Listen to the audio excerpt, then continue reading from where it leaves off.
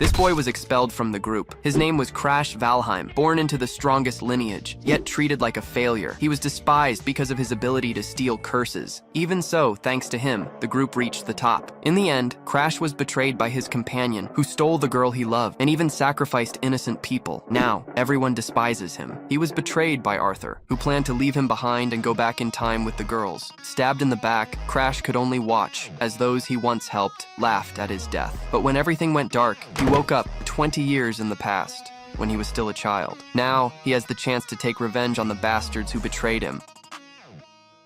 The story opens with someone calling the boy a failure, asking what he's doing. The masked figure then orders him to quickly steal Lord Arthur's curse. Saying he's at his limit, he announces he's going to steal the curse now. Revealing his name, Crash Valheim, he readies his hand to use his ability. He is then described as a failure born into the strongest bloodline. Suddenly, his eye widens amidst the falling snow. Using the Black Hood ability, the other man begins the extraction process on him. Turning his face, the long-haired man continues to use his strange ability. It's then revealed that his ability can steal the curses of others. Despite bleeding heavily, he becomes a hero who fights against destruction. Approaching Lord Arthur, some people offer a recovery potion. Lord Arthur then looks to the side after having the curse removed. From the skies, a skeletal knight on his horse charges through the destruction. The skeletal knight's face is then shown in a dramatic close-up. A huge meteor falls from the sky, striking the ice mountain directly. He questions if they should fight the knight with so few people. With a sword stuck in the ground,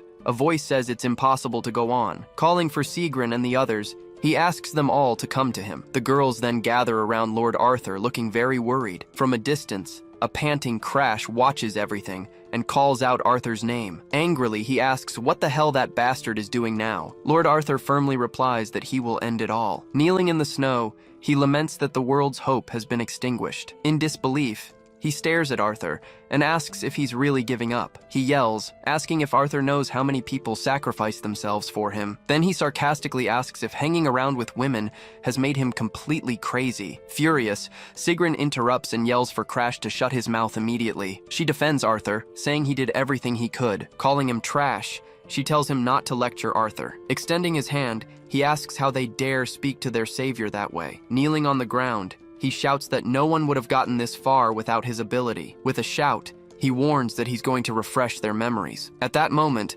Abella, the Red Witch, approaches and asks if Arthur is okay. Recalling the past, he says she couldn't use magic and begged for his help. He continues, stating that she attacked him while he suffered from the curse. He then concludes that her attitude of ignoring others hasn't changed. Next, he turns to Mary, the Empire's strongest spear. He calls her a fool, who always cried for him to steal her curses. Then he mentions the princess, who called him trash after his sacrifice. Looking at her, he asks if she understands what he went through to help. He recalls that her faction attacked him directly at the old academy. Showing the scene, he says they bullied him without any mercy. While humiliating him, they doubted he was even a member of the Valheim family. Despite it all, he reveals he endured it and healed her for one reason. Finally, he says he was just a useless failure who couldn't fight. He questions what the point was of cleaning up their messes for so long. To this, Arthur says that anyone could have failed, but he could have saved the world. Recalling the past, he says Arthur should have led all those fools.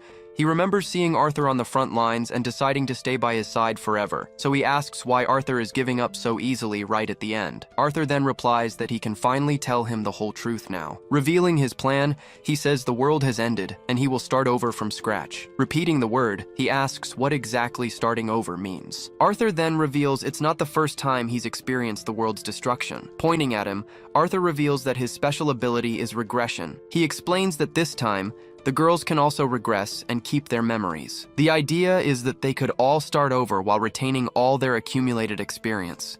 This would greatly increase the probability of avoiding destruction in the next world. He then states that he will start from the beginning with only the 3 girls. Clutching his chest, he asks what will happen to him in all of this. A chain tightens, and Arthur grabs him by the neck with a smile. He then coldly informs him that Crash is no longer needed for the plan. Clutching his chest, he's completely paralyzed upon hearing the cruel revelation. Arthur then admits that his ability to steal curses is very powerful. He continues, explaining there's no point in going back in time with him so worn out. Spitting blood, he hears Arthur question the point of taking him back like this. It would be much more efficient, according to him, to get him again, clean and untouched. The revelation shows that the plan was always to use him and then throw him away. Arthur then tells him not to worry, as he will use him in the next worlds too. Saying his goodbyes, he declares they will meet again, leaving Crash behind. Watching them all leave, he screams in desperation, begging them to wait for him. Reaching out his hand, he tries to get to the group as they walk away without looking back. In a memory,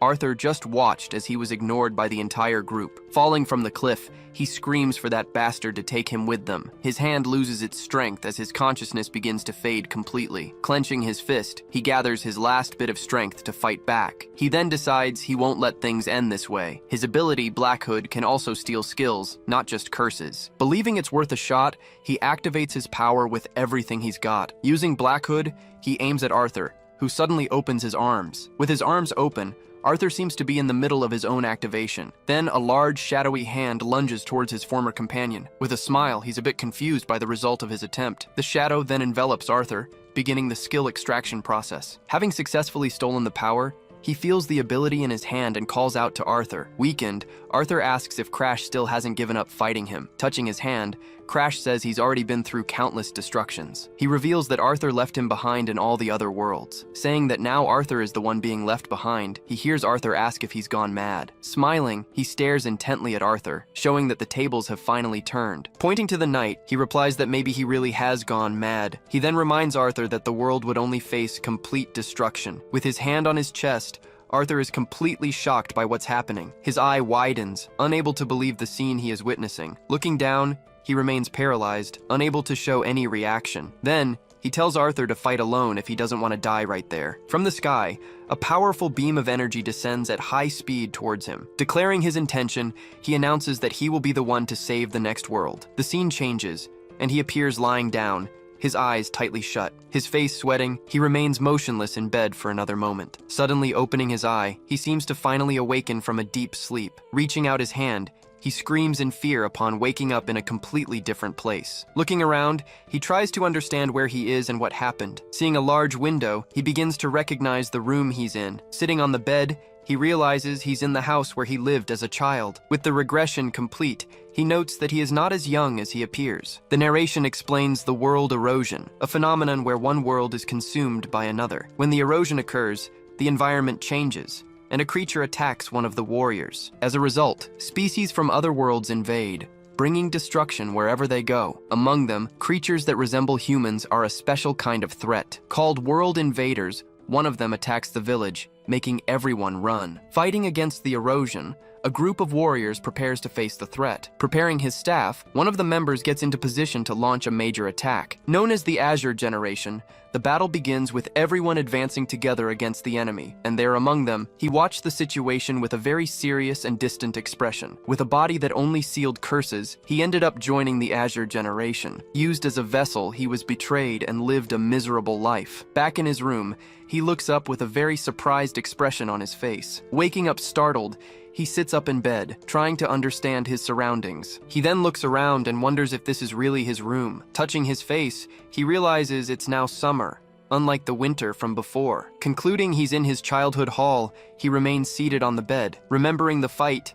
he used Black Hood on Arthur as a last resort. He then realizes he successfully stole the regression ability. With a hand on his head, he lets out a slightly awkward laugh. Sitting on the floor, he wonders how he managed to steal the skill. The explanation reveals that people think Black Hood has no usage restrictions, but the truth is, his ability has a very obvious flaw. To work, it needs to unlock a lock that the target skill generates when activated. This lock is created based on the value the owner places on the target. If the owner considers it precious, the difficulty of stealing it increases significantly. That's why things the opponent values are much harder to steal. He thinks that the greater the value, the harder the theft should be. Remembering Arthur, he's confused about what happened at the end of the fight. At that moment, he saw Black Hood activate, but he couldn't see any lock. Then it hits him. Arthur wanted to abandon his own regression ability. That Arthur, the hero king, wanted to discard his powerful regression ability. Remembering the past, he starts thinking about how Arthur sometimes acted. His former leader always wore an exhausted expression,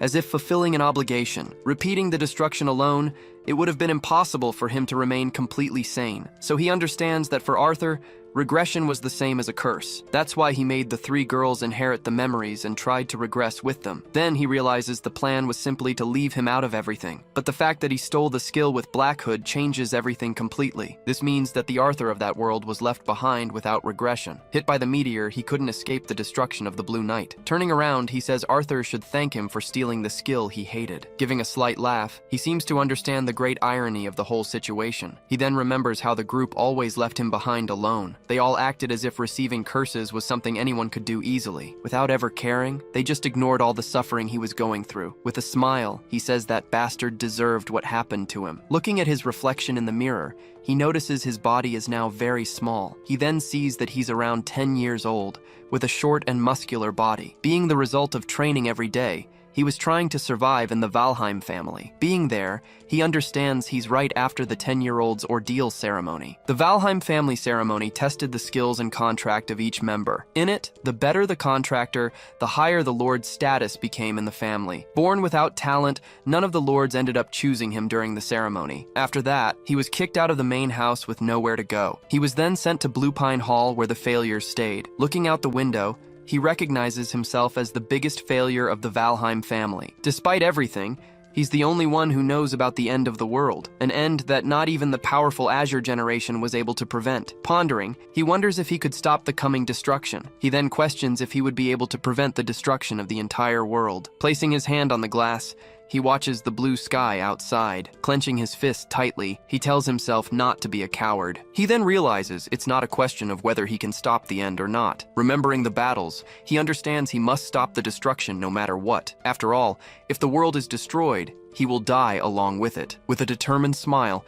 he concludes there is no other choice to be made. Taking a step, he thinks the first stage to avoid everything starts now. At that moment, an older man appears at the door, calling him young master. Surprised to see him, he asks what Ariad is doing in that place. Being the butler who took care of him, he hugs him with a big smile. In a memory, a voice asks when Ariad plans to use the poison he received. Then he discovers his brother gave Ariad the poison to kill him. Ariad was the first person who poisoned him and taught him what betrayal was. Elsewhere, a girl charges forward, taking down several opponents with a single strike. She then defeats another guard, who collapses to the ground as everyone watches. Shocked, the men comment that the knights can't even lay a finger on her. This is Charlotte Valheim, Crash's half-sister, and she finds the situation quite boring. One of them remarks that he's heard she's a prodigy, born once in a millennium. Just then, her half-brother Verokin overhears that she will prevent the extinction of the Valheim family. With a furious glare, he says he will end that entire bloodline. But his advisors warn that attacking Charlotte is too risky right now. With a malicious smile,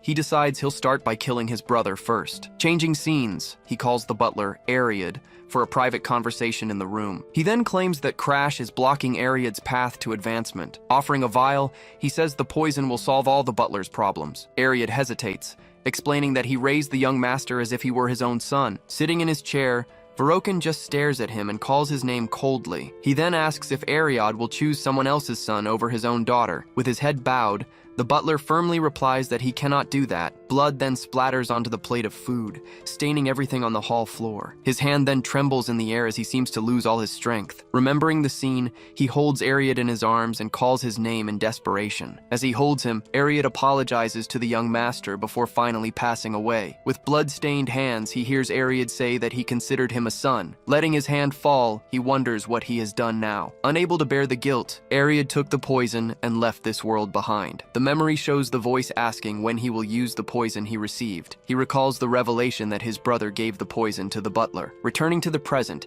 he confronts Ariad about the plan to sacrifice him for his daughter. When asked if he knew, the butler just remains silent with his head bowed. Seeing his reaction, he says it's useless if the butler is going to feign ignorance. He then turns and says the order would never have existed if he weren't such a failure. The butler just watches, surprised by the young master's unexpected reaction. Turning back to the butler, he shows a very different and determined expression. Extending his hand, he asks the butler to just follow him now. They then arrive at the Grand Library, a place filled with books and shelves. Ariad then asks why they suddenly went to the study. Pointing a finger finger, he orders the butler to cut that wall immediately. He then says that a Valheim butler would find the task quite easy. Stepping forward, Ariad prepares to carry out the strange order. Wielding his sword, he positions himself to make a single, precise cut. He holds the sword with both hands, focusing his energy into the strike. With a single motion, the sword slices through the wall with great ease. Opening a hole, the secret passage is revealed, and he praises the cut. Surprised by the passage,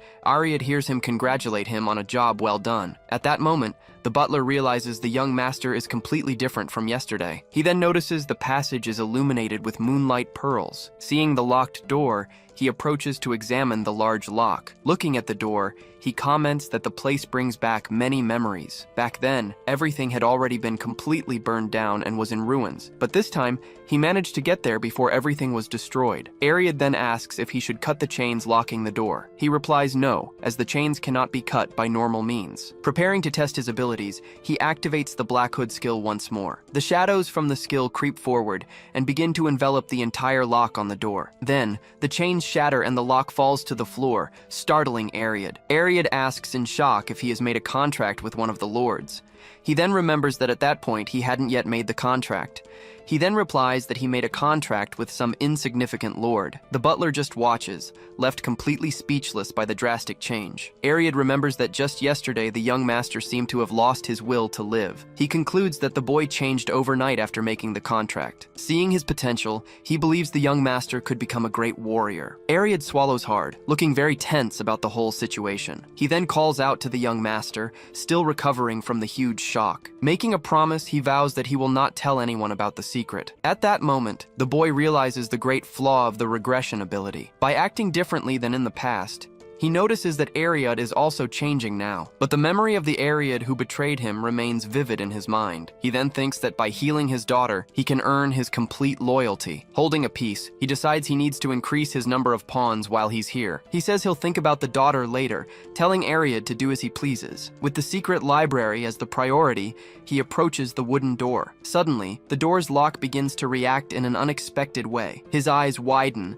surprised by what is happening right in front of him. A powerful energy explodes from the door, throwing them both back forcefully. Hit by the blast wave, he is shocked by the force of that energy. Feeling the pressure, he concludes that his grimoire is inside. Looking up, they see a shelf glowing intensely inside the secret library. Finding the book, he realizes he's in the secret library of Blue Pine Hall. It was a special place where the failed ancestors recorded their techniques and memories. They preserved the grimoires through their achievements, not because of skills. At first, anyone could enter, but because of one person, it became a secret library, and that person was none other than Damaris Valheim, a figure from the past. Being the worst failure in history, he forever marked the family's name. After being consumed by the erosion, he ended up becoming the strongest of all. Just then, he realizes that this is the grimoire left behind by the worst of the failures. Reaching out his hand, he apologizes to his ancestors for taking so long to arrive. Known as Damaris Valheim, he emerges as a figure of absolute power. Called the greatest failure,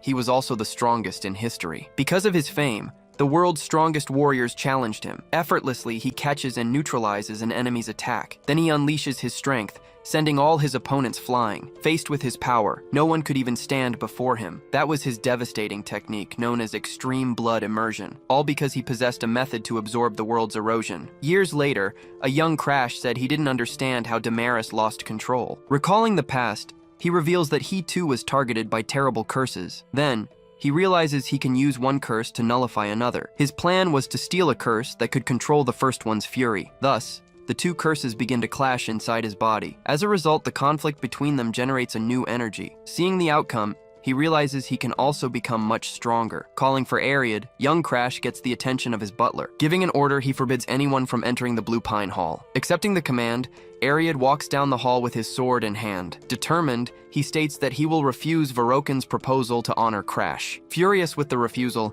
Verokin screams, demanding to know the reason for the decision. Still shouting, he says they can't keep someone like Crash in the family. In a flashback, he blames Crash's mother's interference in the past. He laments that he and his sister could have kept their positions. With a contorted face, he grinds his teeth with great force. Back in the present, he yells for a servant who appears in the hallway. Verokin then orders the servant to go to the hall and find out the reason for the refusal. But the servant informs him they cannot enter, leaving Varokin confused. He then explains that Ariad has sealed the gate and barred everyone from entering. In disbelief, Varokin questions if not even the head of the family can enter. Calling Crash a failure, he rages while the boy continues to meditate alone. Finishing his meditation, he forcefully expels the air from his lungs. Clenching his fist, he wonders if he has already reached the specialist level. The various realms of aura mastery are then introduced. The specialist level is the line that separates common people from geniuses. He remembers that his half-sister Charlotte is already almost a master. Even that unprecedented monster Charlotte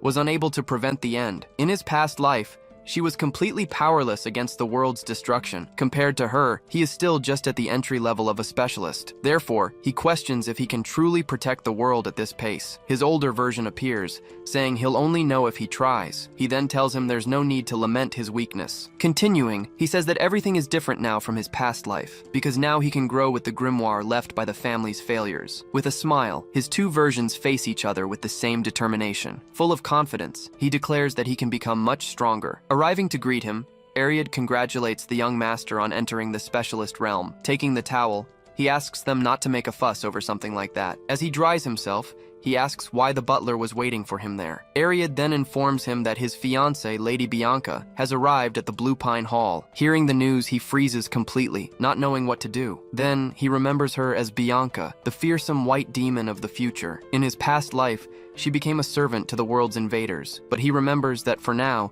she is just the youngest daughter. Seeing the girl at the gate, he understands that this is a political marriage. This way, her family gains connections while getting rid of a failure. With a smile, he says they are both being used by their families. He then comments that he already had business with her, finding the visit convenient. The story reveals that Bianca's mother was afflicted by a curse. Because of this, Bianca was also born with a curse in her body. Called the Snow Doll, the curse left her completely emotionless. Being a curse that affected the soul, not even specialists could remove it. Born in her mother's place, Bianca was treated coldly her entire life. The entire Hardened Hearts family saw her only as a cursed and useless girl. Remembering this, Crash wonders if she hated him in his past life. With a smile, he says he hopes he won't have any trouble stealing the curse. Explaining his plan, he reveals that her curse is what he needs. Asking for clothes, Ariad promptly offers to prepare them, and he accepts immediately. After getting dressed, he orders them to bring the girl inside the mansion. 5 months ago, he contemptuously dismisses the girl. Shouting, he accuses her of only wanting the Valheim family's power. Faced with the accusations, she remains standing in silence, showing no reaction. Soon after, the room's door closes, leaving the girl alone. In her thoughts, she admits she didn't want to be there either. Remembering the past, her father used to say they needed the alliance to survive. With destiny in her hands, Bianca just clenched her fist tightly. Her father kept saying that the family's future depended entirely on her. Back then, he was just a pessimistic, sharp-tongued loser. Hand to her face, she recalled that unpleasant meeting. She reveals that if she could have, she would have been the first to refuse the deal. Back in the present, he reacts with a surprised exclamation. With a smile, he apologizes for the hot tea, knowing she doesn't like it. Without a word, she just stares at the tea and cake on the table. Changing the subject, he invites her for a walk in the mansion's garden. Calling for Ariad, he asks them to prepare some macadamia cookies in the garden. Walking beside her, he says it's nice to spend some time together. Smiling, he jokes that she doesn't look like a bride, but a commander. Hearing his comment, she stares at him in silence for a few moments. Just then, she realizes he even knows her favorite cookies. Arriving in the garden, he comments on the piece, but she cuts him off. Looking directly at him, she asks if he is really the true Crash. After her question, the two stare intently at each other for a brief moment. He then gets closer and touches her hair, surprising the girl. Asking if he seems so different, he releases a bit of his power. Immediately, she is startled, feeling the murderous intent coming from him. Quickly, she bows and apologizes, thinking she offended him with her question. Remembering that day, he says his memories from that time are quite vague, but he claims there's one thing he never forgot. It was the same expression she had on the day of her death. Deciding to lie, he explains that he recently managed to form a contract with a god. Surprised by the news, she congratulates him and says she understands the change. He then says he has a proposal, leaving the girl a bit confused. Worried, She asks if he's trying to break off their engagement. Awkwardly, he says he would understand if she wanted to call off the engagement. With a serious expression, she stares at him without saying a single word. Declaring she is his fiancée, she states with conviction that this won't change. Surprised, he is speechless at the words he never expected to hear. Composing himself, he says he needs to get back to the main point of their conversation. Extending his hand, he reveals that he actually wants her curse. Not understanding, she questions why he wants a curse that no one can break. Confirming he needs the curse, he offers her a wish in return. Thinking about the situation, she assumes he wants to erase his emotions because of his family. In her mind, the family strain drove him to this extreme desire. She then questions if this is some kind of mental illness. Remembering old advice, she recalls that minds on the edge can break. After that, the person might act strangely, as if their personality has changed. That wise man warned her that if someone close reached this dangerous point, the only right thing to do would be to simply stay by that person's side. Holding his hand, she says he can overcome this without any curse. Completely confused by her reaction, he tries to explain that there has been a huge misunderstanding. Ignoring him, she says she will visit him often, maybe even move nearby. Admitting she doesn't like him, she states she can't abandon someone on the verge of a breakdown. At this, he realizes she is completely misunderstanding the situation. Seeing this won't work,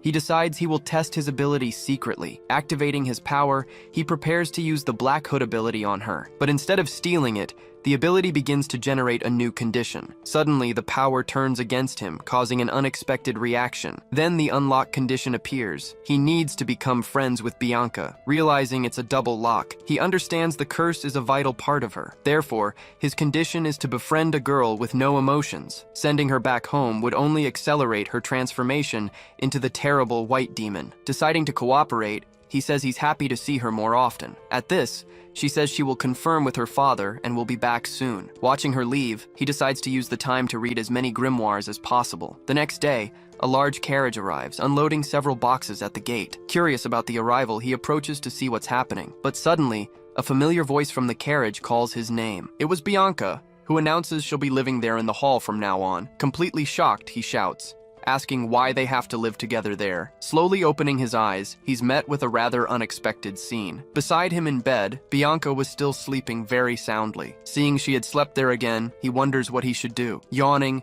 he says that someone might get the wrong idea about the situation. Waking up confused, she asks what he's doing there, and he asks her the same question. After some time, he continued his days of intense training at the mansion. He then realizes that a few months have already passed since she arrived. The scene flashes back to the day she announced she would be living there. Asking them to take good care of her, she left the boy completely speechless. When he asked how she managed to move in, Bianca replied it wasn't a problem at all. Worried, he asks if she'll be okay being so far from her family at such a young age. He then assumes her lack of emotions prevents her from feeling homesick. Despite everything, he sees this as an advantage in becoming her friend. As time goes on, he realizes the year is almost over. Thus, the opening of the long-awaited Yahello Academy is drawing ever closer. In his past life, that academy trained countless members of the Blue Generation. Many of them ended up with ridiculously overpowered abilities back then. Remembering those students, he grinds his teeth with great force and anger. Because he knows their weaknesses, he plans to steal everyone's abilities at the academy. With a year to prepare,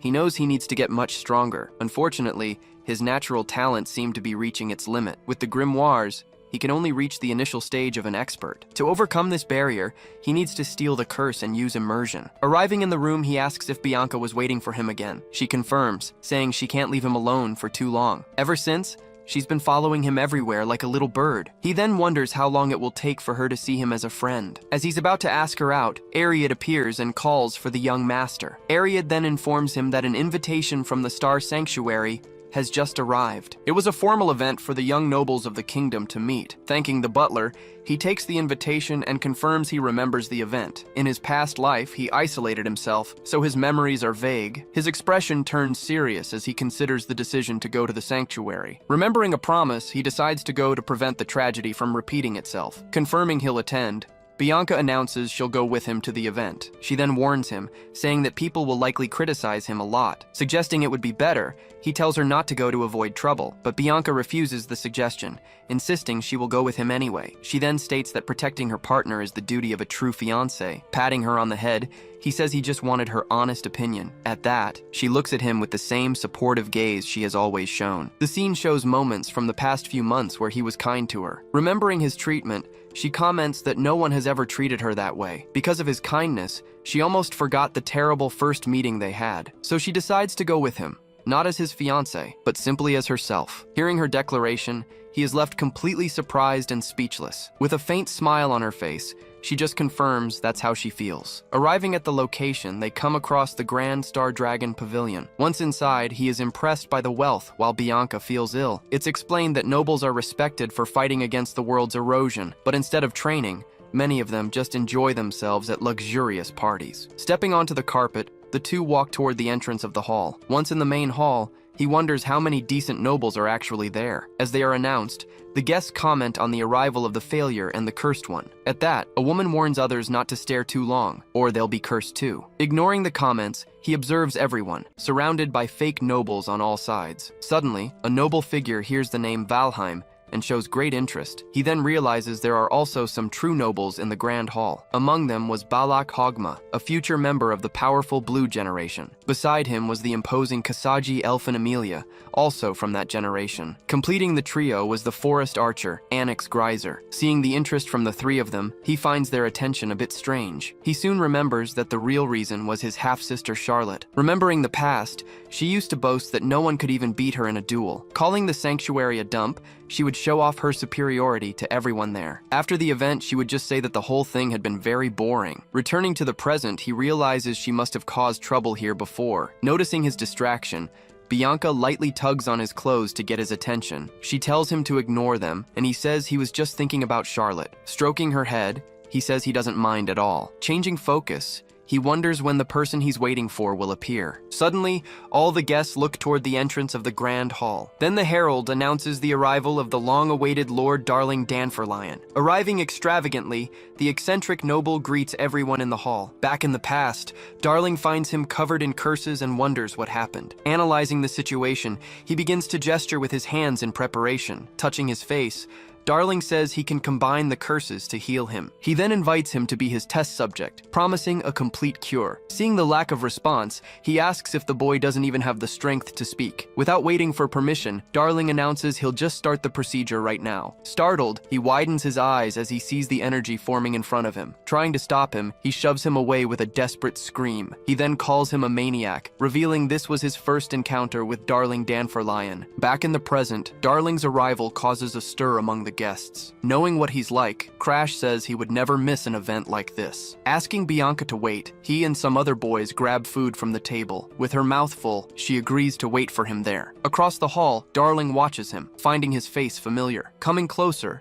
the boy formally introduces himself as Crash Valheim. Hearing the name, Darling realizes he really does look like Charlotte. With sparkling eyes, he asks if the boy is her younger brother. Getting straight to the point, Crash asks what he wants, but Darling just toys with the situation. Then he reveals he knows Darling has been investigating the world invaders. With a smile, he asks if that topic happens to catch his attention. Seeing his audacity, Darling calls him a rather bold boy for his attitude. He then warns him to prepare for the consequences and closes the room's door. Now, alone in the room, he wants to know Crash's current age. Before hearing the answer, he picks up a small vial, examining it carefully. Crash answers that he's 13, while Darling now holds 2 large swords. With no time to waste, he says he has the mind of a grown adult. With a smile, Darling encourages him to continue and say what he wants. Suddenly, Darling throws one of his swords toward the boy, his body frozen. He just watches the blade coming toward him. He then manages to defend himself from the surprise attack that followed. Annoyed by the attack, he yells,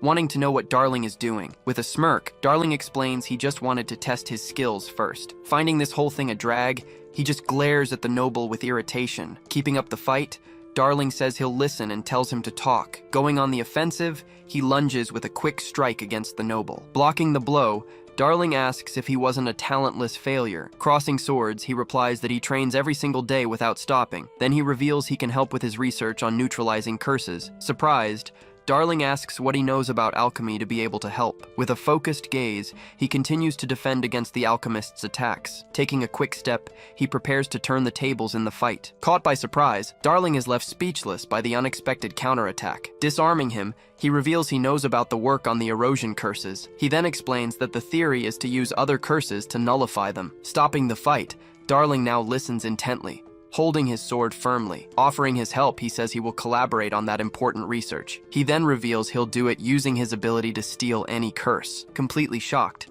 Darling can't believe he can use aura that way. Thinking about the proposal, he begins to understand the possibilities of this collaboration. With a smile, he says, "This is perfect," and asks for the price. Rejecting the idea, he explains he needs a potion to suppress curses. He then adds that just stealing others' abilities won't be enough. After all, not even the blue generation could stop the apocalypse in the past. Being a failure, he states that he needs to try every possible method. Darling comments that he seems to have regained the motivation he lost to Charlotte. Thus, the overwhelming genius and the stubborn misfit are shown side by side. Seeing the two siblings, Darling blushes completely, at a loss for words. Regaining his composure, he says he has one more question for the boy. He then asks if Crash intends to enroll in the new Yahello Academy. Confirming with a smile, he says, of course he'll enroll. Accepting the proposal, Darling offers his potions, saying he'll help with everything. Then, Crash says he has another favor to ask him. Asking about the discoloration disease, he wants to know if Darling is familiar with it. He then asks the alchemist to create a cure for that incurable disease. Darling says even he can't do it, but Crash claims he succeeded in the future. Lowering his gaze, he maintains his serious and determined expression on the matter. Clenching his fist,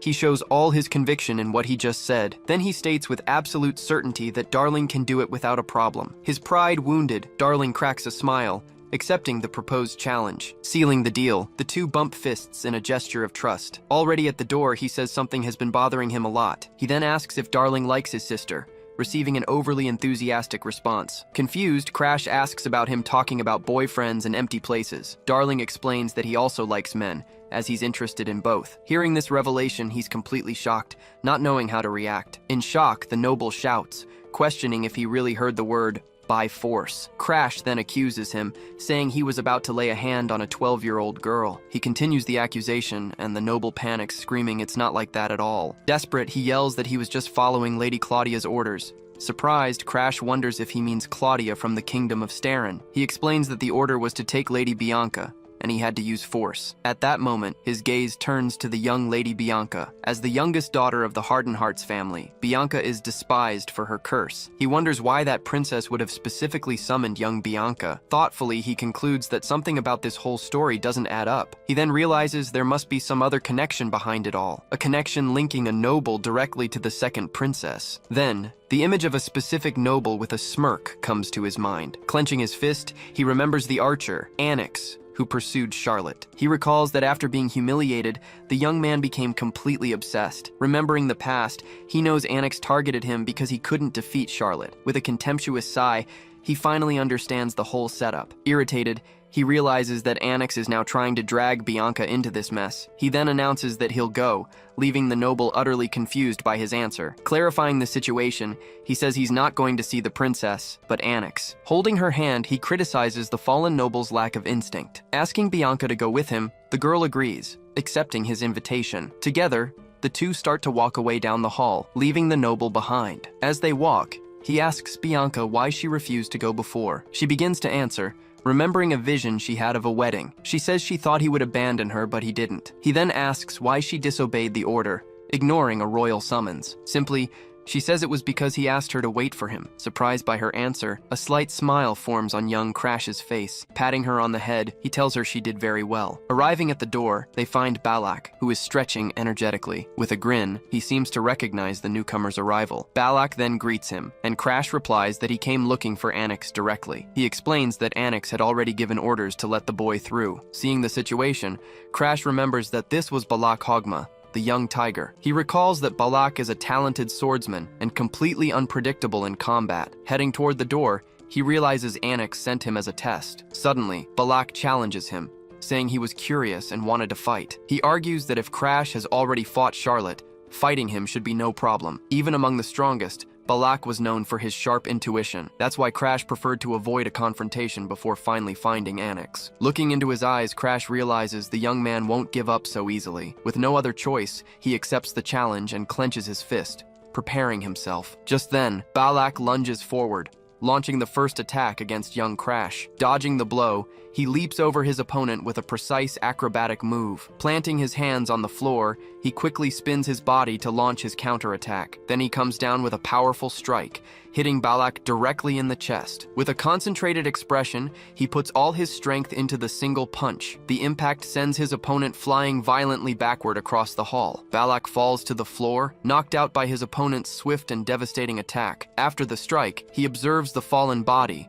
a little surprised by the result. Getting up, Balak says that Crash really doesn't hold back in his fights. Rubbing his neck, he replies that Balak himself was the one who challenged him. Excited, Balak asks for another round and questions if he can use his weapon this time. He then asks, more seriously, if his opponent can even stand. With a smile, Balak gets ready, but blood starts to trickle from his nose. Confused, he notices the injury a second before losing consciousness. Unable to stay on his feet, he falls backward, finally defeated. At that, Bianca asks what he did, and he answers that it's a secret technique. The technique is described as a short-range strike, passed down from his ancestors. He remembers saving this secret technique before everything burned down. Explaining to Bianca, he says this move has saved him countless times. Looking at the fallen Balak, he warns that the guy won't be getting up anytime soon. Just then, the hall door opens, revealing what awaited them inside. On the balcony, Anix and Kasagi turn around upon hearing the noise from the entrance. Anix then asks, surprised, what could have happened to the guard, Balak? With a sideways glance, Anix admits he's surprised that Crash defeated Balak. Crash retorts, asking if that wasn't the plan all along. Pointing at his rival, he says he came to settle things with him personally. Anix asks how he figured it all out,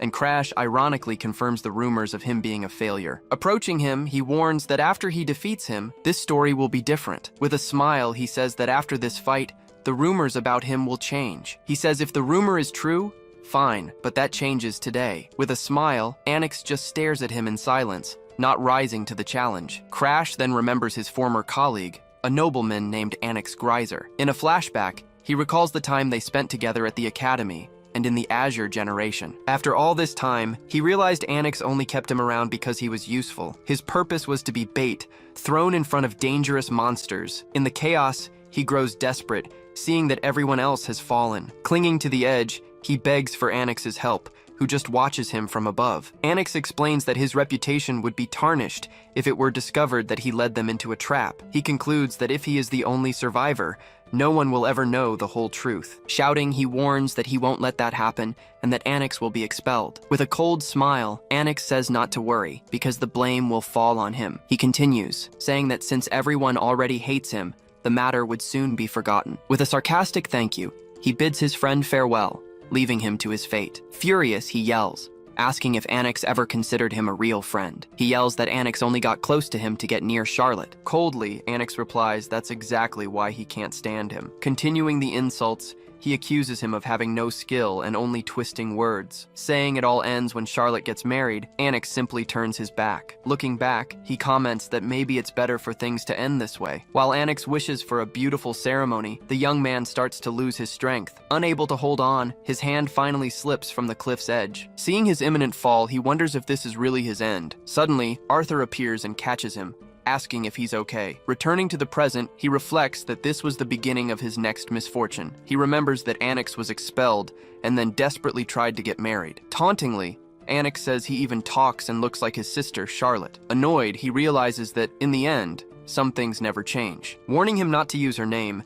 he asks if he thinks they look alike. Preparing for the confrontation, he moves into an attack stance against his rival. Moving forward, he says they may be similar, but he'll show him the difference. With a confident smile, Anix just faces the challenge from his former colleague. Leaping to attack, he is intercepted in midair by a tree branch. Placing his hand on the branch, he uses the obstacle to gain new momentum. He then launches himself from the branch, spinning his body for a direct aerial attack. His fist lands squarely on Anix's face, snapping his head back. Even as he's hit, he manages to use his power to counter the blow. Thrown into the air, he is forced to retreat from the unexpected counterattack. Several branches then shoot out of the ground, trying to hit him while he's in the air. Landing safely, he positions himself in front of Bianca to protect her. Looking at his rival, he comments that Anix is as troublesome as ever. Anix then taunts him, saying he should use a weapon to fight. His secret technique is based on strengthening and controlling plants with his energy. Questioning if he should use a weapon, he breaks off one of the branches from the ground. With a smile,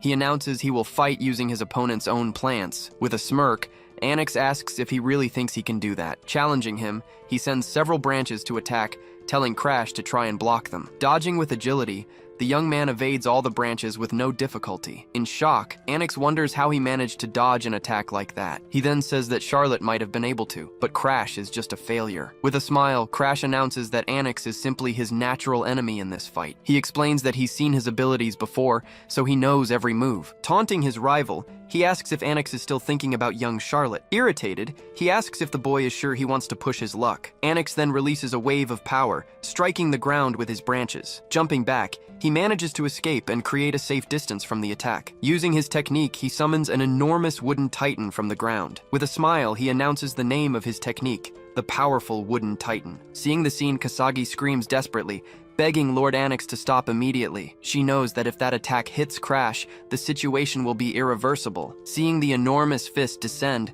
Kasagi screams in desperation, saying Anix is going to kill him. Facing the attack, he simply closes his eyes, maintaining a calm and focused posture. Remembering the past, he recalls a grimoire in Blue Pine's secret library. Written by an ancestor, the book belonged to a man who trained relentlessly. The grimoire then described the perfect union between a swordsman and his own blade. Having been pushed to the limit by his curses, he is able to understand that secret. Saying that he and the sword are one, the branch in his hand glows. With a single strike, the wooden titan is completely split in two. Holding the blade of pure energy, he stares at the result of his powerful attack. A massive slash cuts through the titan and destroys part of the balcony right behind it. Seeing the destruction, Anix and Kasagi look at the scene, completely paralyzed. Amidst the dust, he turns and gets his rival's attention. Letting the branch fall, he warns Anix never to be arrogant with him again. With his defeat, Anix falls to his knees, completely drained of strength. Seeing the titan crumble, Crash pants heavily, feeling the exhaustion from his final blow. He then realizes he's used all his strength, barely able to move now. His legs tremble, making it hard to walk as he nearly loses his balance. Bianca supports him just as Darling runs over,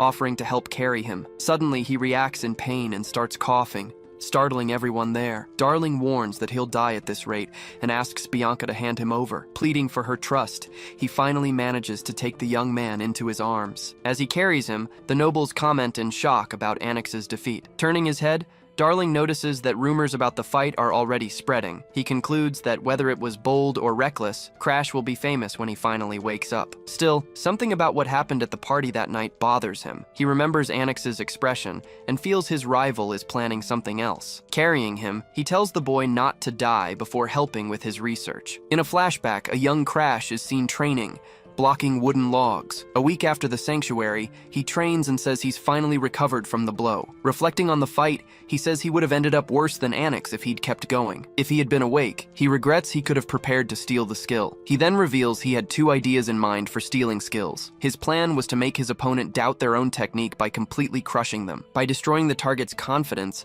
executing the theft becomes much easier. When his strike brought down the Titan, doubts certainly began to creep into Anix's mind. Defeated by someone he despised, Anix would begin to question the value of his technique. In time, he guarantees that Anix's recovery skill will be his. That's why he decides to train every day to surpass the geniuses before the academy. Suddenly, the butler Ariad appears at the door and calls his name. Ariad announces that Lord Varokin has arrived, making him realize patience has run out. Even though he's refused twice, he tells the butler to let his brother Varokin in. After training, Bianca approaches and offers him some water. She then comments that he smells like sweat, and he simply asks about it. Sniffing his own shirt, he He wonders if the smell comes from using his aura. With that, he decides he doesn't need to clean up before meeting his brother. Bianca then asks him to please keep a certain distance from her. Surprised, he asks if she's giving orders to her own fiancé. Joking about the situation, he says that young Bianca has become much bolder. She then runs off, and he chases after her, shouting that she won't get away. Watching her run, he realizes her stubbornness is also her greatest strength. Shifting to the past, he remembers the people he knew before all this. In his memory,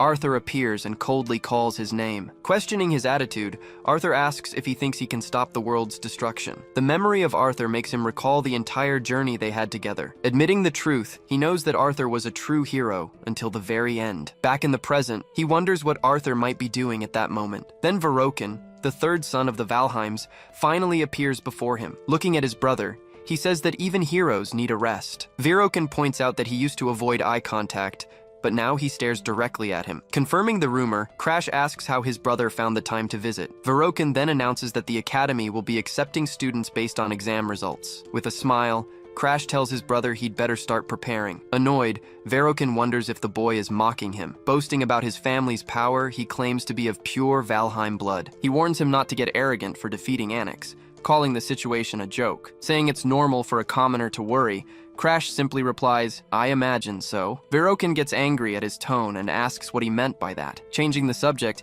he says he came to deliver a direct order. He then orders Crash to go to the Gweplak Mountains, leaving the boy shocked. He informs him that he will be his guardian and asks if his little brother is scared. Realizing it's a test of strength, he simply agrees to go on the mission. Even if it's a trap, he states that he will find a way out. Seeing that he's leaving, Bianca asks where he's going, and he tells her not to follow. With a smile, she replies that she won't, surprising the older brother. Verokin gets angry, saying it's absurd to send a boy to such an event. Stepping in front of her, Crash confronts him and declares that she is his fiancée. At this, the two brothers stare each other down, not looking away for a second. Without another word, Verokin simply turns and leaves them. Afterward, he gently strokes her hair and tells her she did very well. She replies that she didn't do anything, but he says that's fine. Stroking her hair, he just asks her not to faint again. Before leaving, he tells her he will be back and says goodbye to young Bianca. A dangerous phenomenon, world erosion invades and alters reality. Over time, the environment changes, and the area can be completely transformed. Arriving at the mountains, they realize the place has turned into a large swamp. A soldier reports that the erosion is level 3. He then comments that an intermediate level squad could handle the job. Another soldier points out that Verokin is an advanced specialist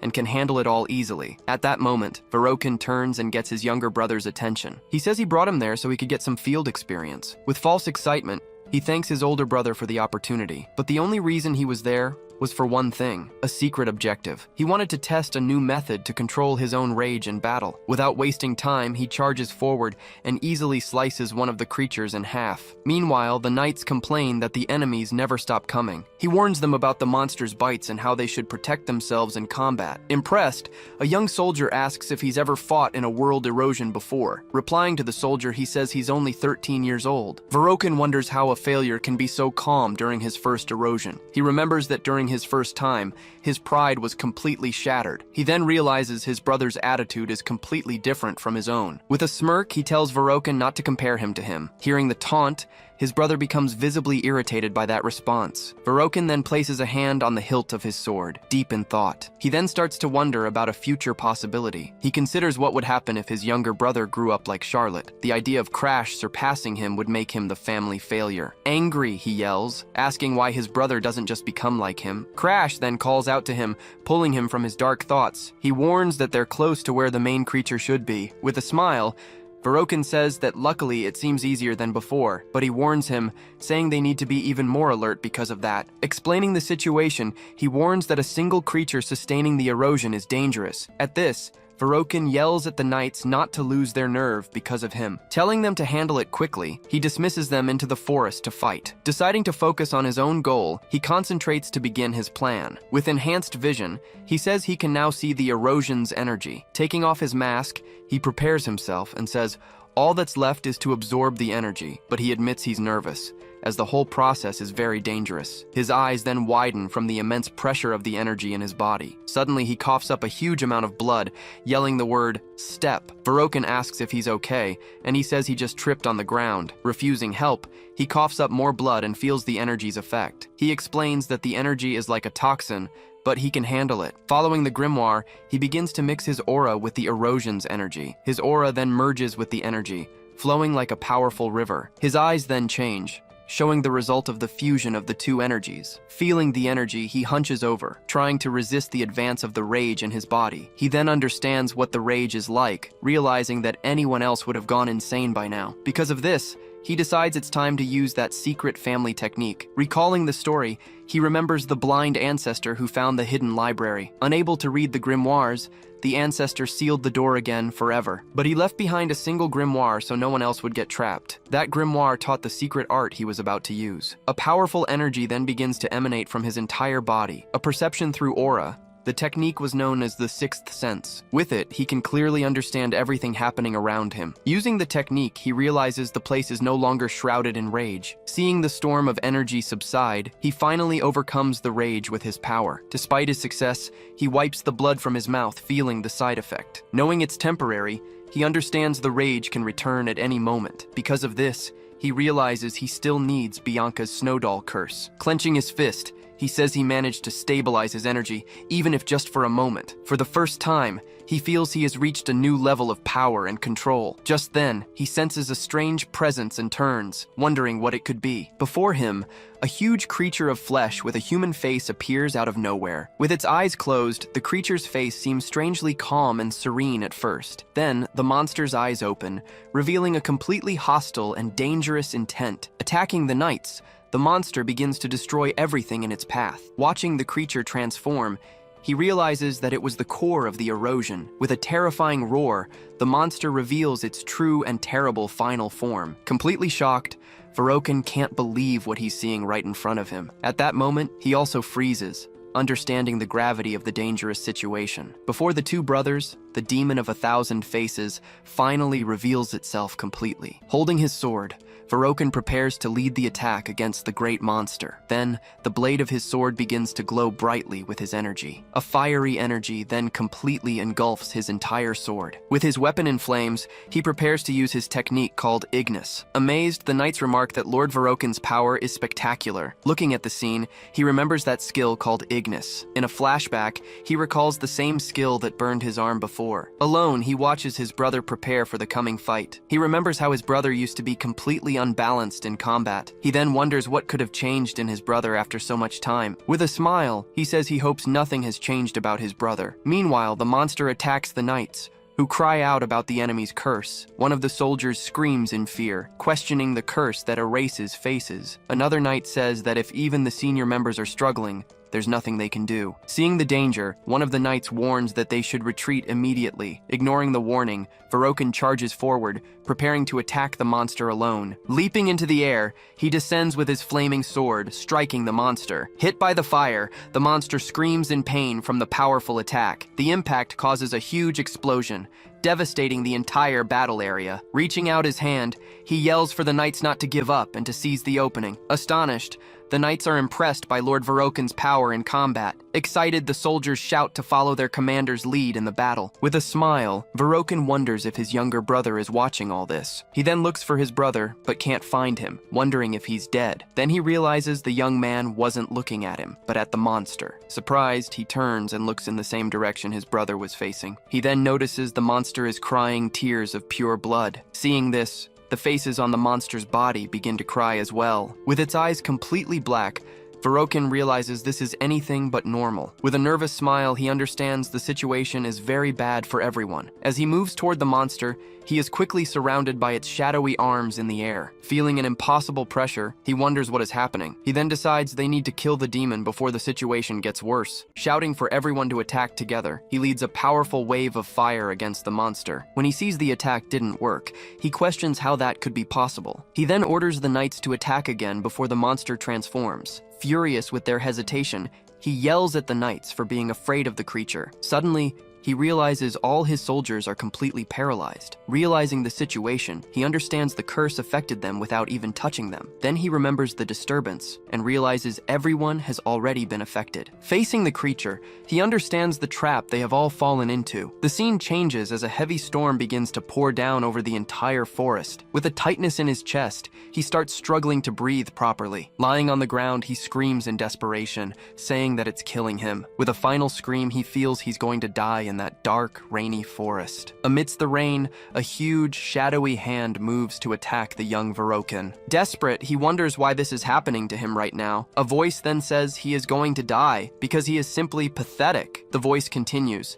saying he lost his knights and ran away like a coward. Therefore, the voice says, he will die as the great failure that he is. The monster's large hand then lunges forward to strike the young Verokin on the ground. Screaming in desperation, he tries to shield himself from the blow with his arm and his sword. But the fist hits him squarely, throwing him far away with its force. Verokin's body then falls into the middle of the swamp, sinking into the dark water. Suddenly, he wakes up on solid ground, being dragged by his younger brother. Surprised, he recognizes his brother and tries to understand what happened. With a smile, Crash says his brother has finally woken up. He says he was watching everything from a distance, and that he survived too. He then explains that he pulled him out of the swamp and brought him to a safe place. Verokin gets angry, saying he can't use his aura in that condition. With a smile, he asks if his brother is sure he doesn't need help. Annoyed by the question, Verokin grits his teeth in anger and contempt for his brother. He then shouts that he doesn't need help from a fool like his brother. Suddenly, a noise catches his attention and leaves him completely terrified. Worried, he asks if the demon is still nearby. Looking at the erosion,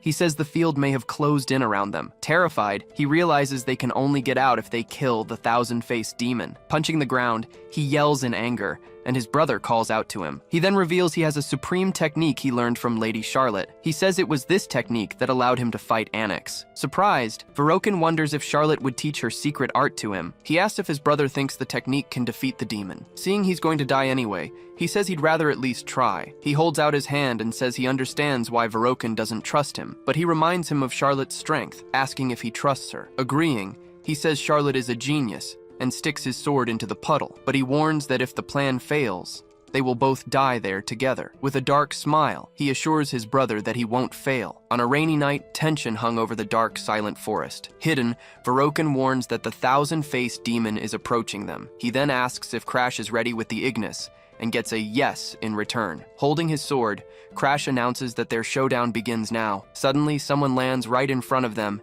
in the middle of the rain. With his sword in hand, Verokin prepares for the imminent attack. Closing his eyes for a moment, he fully concentrates for the battle. Crash just watches his brother prepare, waiting for his next move. Wielding the sword, Verokin takes his combat stance, ready to fight. Impressed, Crash comments on his brother's incredible concentration and the aura surrounding him. He claims to have never seen an aura as clear and pure as that one. Remembering he didn't believe in it, he wonders how Verokin uses this aura. Calling out to his brother, Crash finally gets Verokin's full attention. Verokin then asks him to use the Ignis, and Crash agrees immediately. Placing his hand over the sword, he transfers the power into the blade. Taking his stance, the ancestor prepares to unleash his full power. After the explosion, he just observes the scene without saying much. Verokin then asks his brother if something was wrong with him. To this, Crash replies that it seems he won't need any help. With wide eyes, he watches the scene, unable to look away. Wielding his weapon, he prepares for the attack that will define the fight. In a memory, he recalls his confrontation with the creature and his defeat. Then he watches Crash advance alone against the approaching enemies. Advancing bravely, Crash prepares to face the giant creature in combat. From a distance, other members of the Valheim family watch the battle unfold. At that moment, everyone's eyes turn to the sword at the center of the action. With a tense expression, Verokin continues to watch the outcome of the imminent confrontation. Finally, Crash unleashes all the power contained in the sword against his opponent. Changing scenes, the image shows a peaceful stream flowing through a field. In the sky, a distant voice calls for his brother, starting a new memory. With his power unleashed, he announces that the battle has finally ended here. In disbelief, Verokin wonders if it all ended so easily. Filled with rage, he then grips the hilt of his sword tighter. Shouting with fury, he tells Crash to die once and for all, but Crash easily defends the blow, blocking his brother's attack without difficulty. Seeing the defense, Verokin is confused and doesn't understand what just happened. With their swords locked, Crash thanks him and says he can no longer use Ignis. Revealing his power, he thanks Verokin for never changing. With that, the conditions to unlock his true power were finally met. First, he needed to receive the Ignis and for Verokin to believe in his power. Second, his brother's pride needed to be completely broken during the fight. He then attacks, saying that the Ignis became his at that very moment. In the background, the thousand-faced demon screams as it is completely defeated. Fallen on the ground, Verokin just hears his brother calling his name. Holding the monster's heart, he says he once wanted to get along with them. Remembering the past, he recalls how they always told him to stay out of it. He then says their hostility made any kind of approach impossible from the start. With the sword at his neck, he says he thought his brother would act differently. He regrets having hoped, since Verokin never truly had that intention. Pressing the blade, he asks if it hurts as much as it hurt him. As Verokin writhes, Crash remembers feeling the same when they burned his arm. Seeing his brother on the ground, he just watches the scene in complete silence. Then he stands still for a moment, looking at the body on the ground. Looking up at the sky, he lets out an ironic laugh at the whole situation. Then he comments on how the day is ironically beautiful for a moment like this. Switching to the Valheim mansion, a guard announces that Verokin's unit has been annihilated. At this, someone explains that the erosion has been reclassified as rank S for everyone. During the funeral,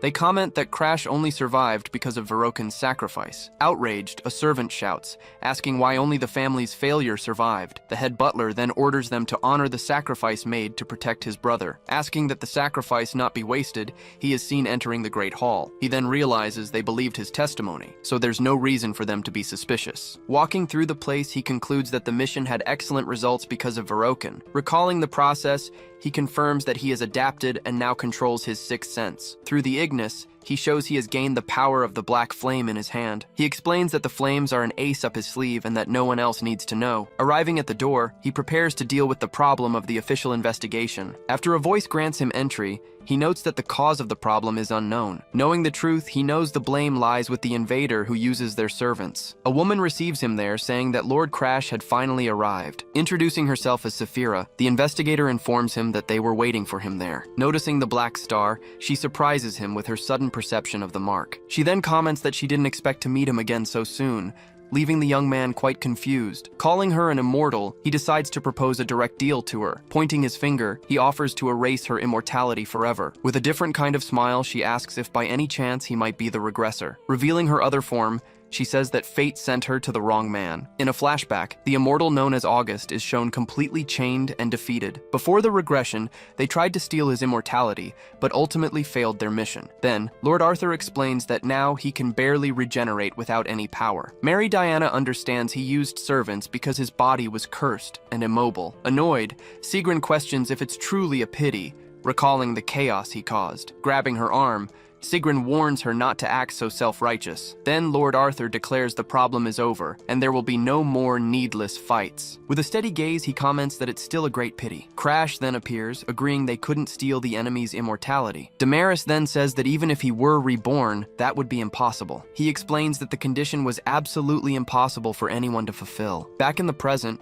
she asks once more if he is the regressor. Revealing her form, she says she was looking for someone completely different from him. Unfazed, Crash asks what makes her think he is one. With a smile, she says that only a regressor would dare propose such a deal. Laughing in his face, Abella says he can't kill her and calls it a lie. Stating he doesn't lie, he reveals the strange power emerging in his hand. With his ability, he charges forward and launches a direct attack at her. Then he explains that his power can even steal her immortality. Surprised by the revelation, she just clenches her fist tightly without reacting. Then she reveals that for centuries she has waited for someone capable of finally killing her. Seeing that he is the one, she asks what the condition for the deal is. He explains that he needs help, as his ability only works if he is stronger. Therefore, he asks her to make him her own apprentice. Saying she would sell her soul, she accepts his deal without hesitation. Assuming her other form, she introduces herself to the young man as Crimson Garden August. She then promises she will turn him into the strongest man who ever lived. Feeling the pressure of her aura,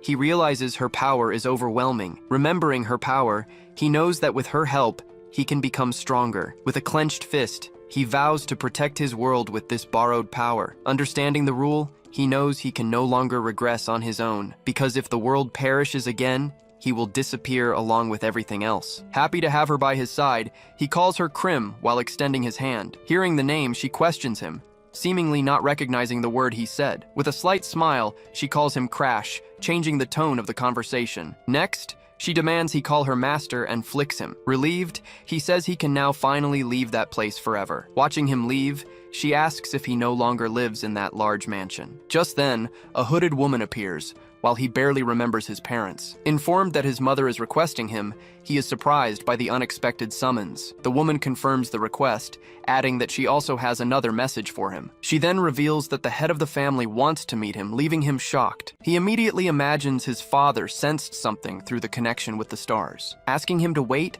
the woman informs him that Lady Arya wants him at the mansion. Annoyed, he asks if the order didn't come directly from his own father. Announcing he's leaving, he says he will only return when his father calls for him. Thinking for a moment, he figures his father might come to him personally. Leaving the mansion behind, his carriage departs without looking back. Passing through the main city, his journey finally begins for real. Following the road, he continues on his way, far from his old home. Inside the carriage, he celebrates, saying he's finally free from that place. But the being at the window orders the rude apprentice to open the door at once. Surprised by the bird, he asks if its color doesn't draw too much attention. Explaining it can change color, it transforms into a common black crow. Crash then replies that the color is as black as her soul. Asked about her body, the crow says her real form cannot move. Without revealing the truth, he knows that the real regressor is actually Arthur. As the sun sets, the carriage continues its journey down the long road. Changing the subject, the crow warns him about a girl at Blue Pine Hall. Confused by the warning, he doesn't understand what she meant. Welcoming him, a hooded girl receives Crash back at the mansion. Whispering in his ear, the crow says she has fulfilled her promise to return. Running towards them, the butler Ariad asks if anything happened during the trip. Handing him a letter, the butler informs him it arrived from Master Darling. Reading the note, he discovers that Darling has completed the cure he had requested. Ariad then advises him to treat Darling well, as he will be a great benefactor. Changing the subject, the butler mentions that Lady Bianca has been very worried about him. He explains that she prepared a carriage to visit him as soon as she heard about the erosion. Hearing the news, he finally realizes the consequence of her concern. Without checking her curse, he sees a strange energy begin to manifest. Just then, the first condition to unlock the seal is revealed. Be friends with Bianca. With the condition met, the unlocking process is finally completed successfully. Shocked by the result, he sees that Bianca's first lock has been released. Seeing him stare, she asks if there's something on her face. He says no, just that he wanted to introduce her to someone new. As she reaches out to take the bird, he introduces the crow, Krim. Hugging the bird tightly, he asks if she really likes animals that much. Averting his gaze for a second, he remains silent for a brief moment. Then,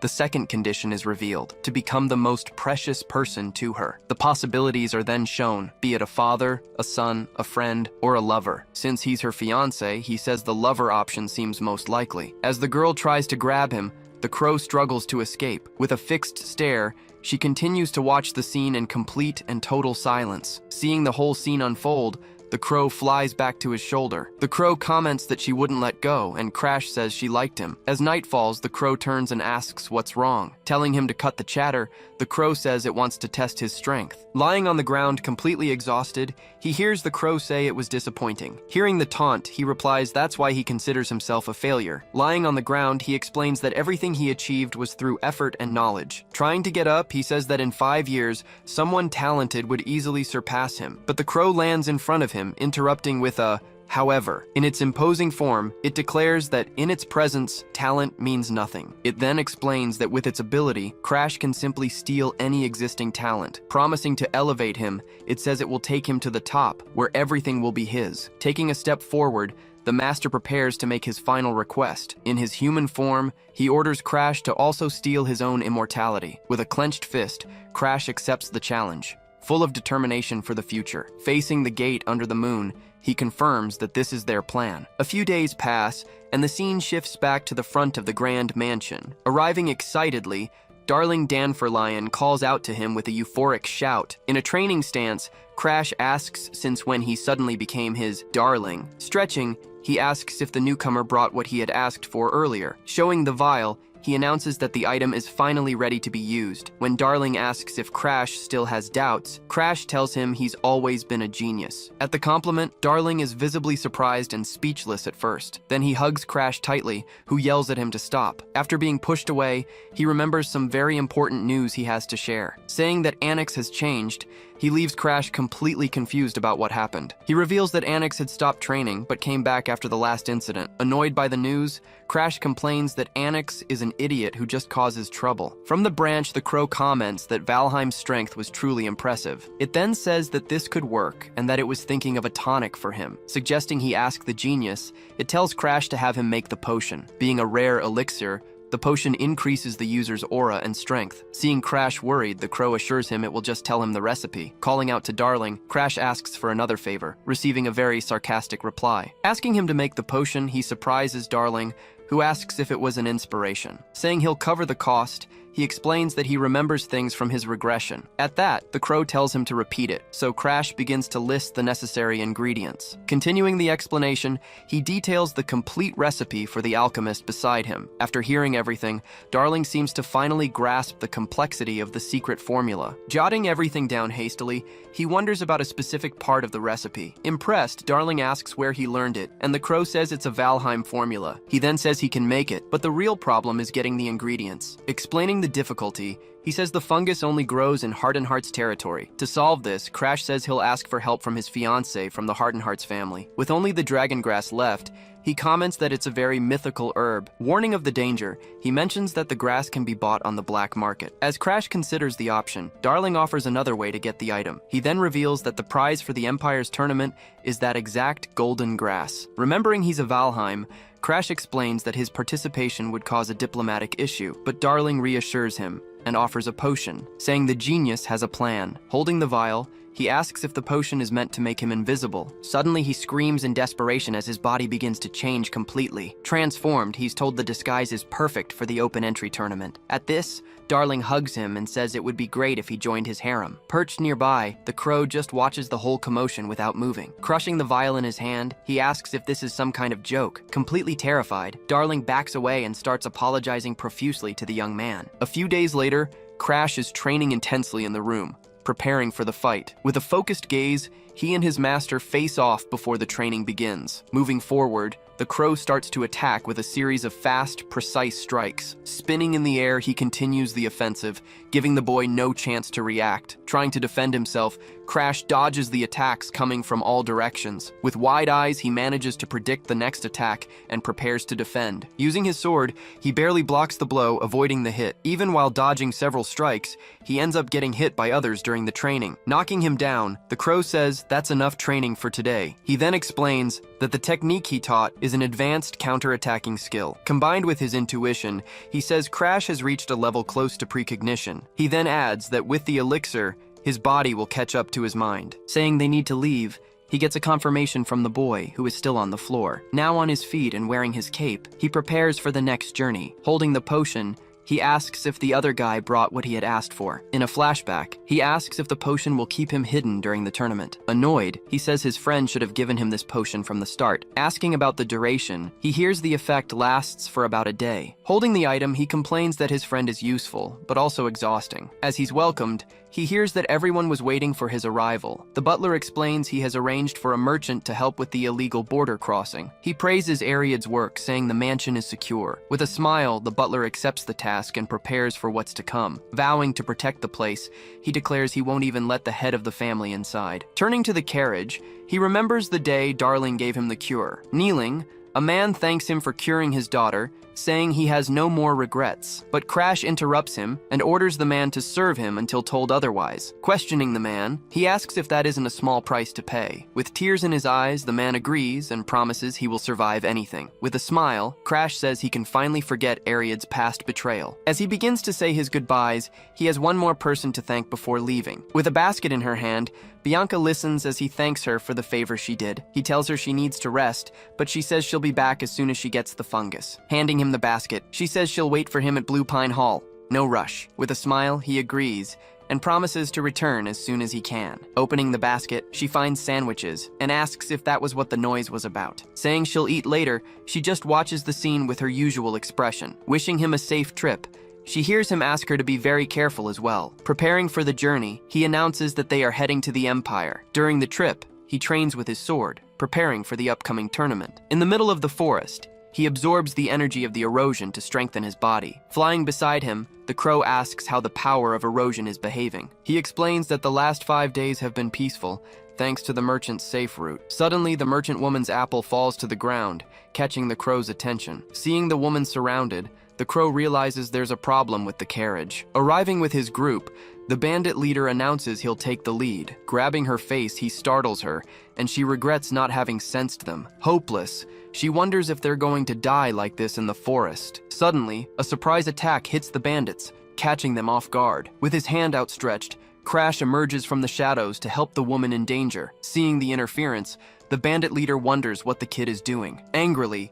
he orders his men to finish him once and for all. Surrounding the boy, one of the bandits yells that he can't use weapons here. Pointing his sword, he asks if they mean this weapon. Advancing with speed, he attacks the group, striking everyone with his sharp blade. With a serious look, he faces the bandit leader, ready for a confrontation. Impressed, the leader says he's no ordinary kid. Raising his axe, he swears he'll end it all in a single blow. He then attacks, but Crash easily defends the blow, surprising the bandit. Counterattacking, he hits the bandit with a swift strike, ending the fight right there. Unable to hit him, the bandit yells that tricks like that won't work. Preparing a new strike, he announces he'll use a special technique to finish this. Remaining calm, he simply observes the bandit's movement without showing any reaction. With a confident smile, the bandit says he finally caught him off guard. Using his phantom axe, he launches a powerful attack towards the boy. At the last second, Crash reacts to the imminent blow, focusing his gaze on the attack. But at the moment of impact, something unexpected happens and interrupts the bandit's attack. Then he reveals a new technique, preparing a counterattack that surprises his opponent. At this, the bandit is completely shocked, not understanding what is happening. With his new skill, he moves forward, and the bandit calls him a disciple of the butcher dog. With his sword on his shoulder, he asks if Crash is one of the butcher's men. It's then explained that the butcher is Berkman, a servant of the world invader. Destined to slaughter people, he was ultimately stopped by the powerful Charlotte Valheim. After fending off the attack, Crash wonders what's really going on here. Seeing the newspaper, he remembers that this incident made Charlotte famous throughout the Empire. Wondering about the subordinates, he doesn't understand why they're in this area. Seeing the bodies on the ground, the merchant wonders if it isn't too soon. With a bad feeling, his expression turns serious and very suspicious. Turning his back, he tells them to grab the dragon grass and get out of there. Arriving in the imperial capital, Ceylon, they prepare for the next stage. Near the registration sign, he observes the bustling crowd of competitors. Looking at the crowd, he comments on the number of people who showed up to fight. From the balcony, Princess Sisley watches the competitors, finding them all very interesting. Excited, she vows to take all her diamonds with her to the Yahello Academy. Covering her mouth, she gets annoyed and tells them not to mention her father's name. Calling out to the princess, her assistant seems worried about the girl's behavior. With her hands over her ears,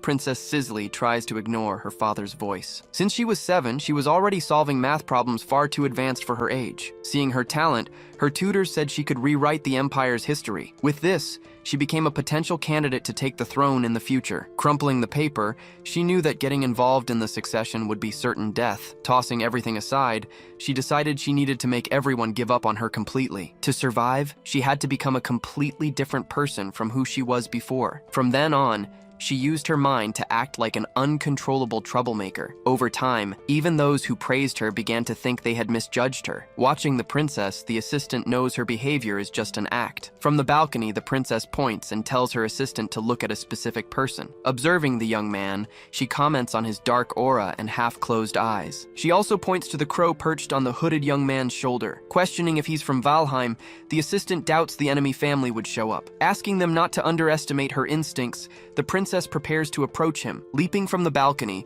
she shouts that she's going to check out the suspicious guy up close now. Landing in the middle of the crowd, she announces it's time to expose his identity, but she trips on someone's foot, suddenly falling flat on her face. With her face on the ground, she's completely shocked by what just happened. Standing in front of him, she can't believe he made her trip. Grabbing her arm, he calls her a wild child in a scolding tone. Then he tells her to watch where she's going and turns to leave. Noticing his calm tone and attitude, she becomes suspicious of the mysterious young man. Realizing she recognized him, he regrets running into the 4th princess here. With his registration complete, he says that now he just needs to find an empty inn. But he finds a sign warning that the inn is currently full. Every door he finds shows the same sign, leaving him with no options. Standing on the stairs, he realizes that every place in the city is full. With nowhere to stay, he says it looks like he'll be sleeping outside. Hearing someone call him, He turns around to find an unexpected person speaking to him. An old lady asks if he's entering the tournament and offers him a place to stay. With a gentle smile on her face,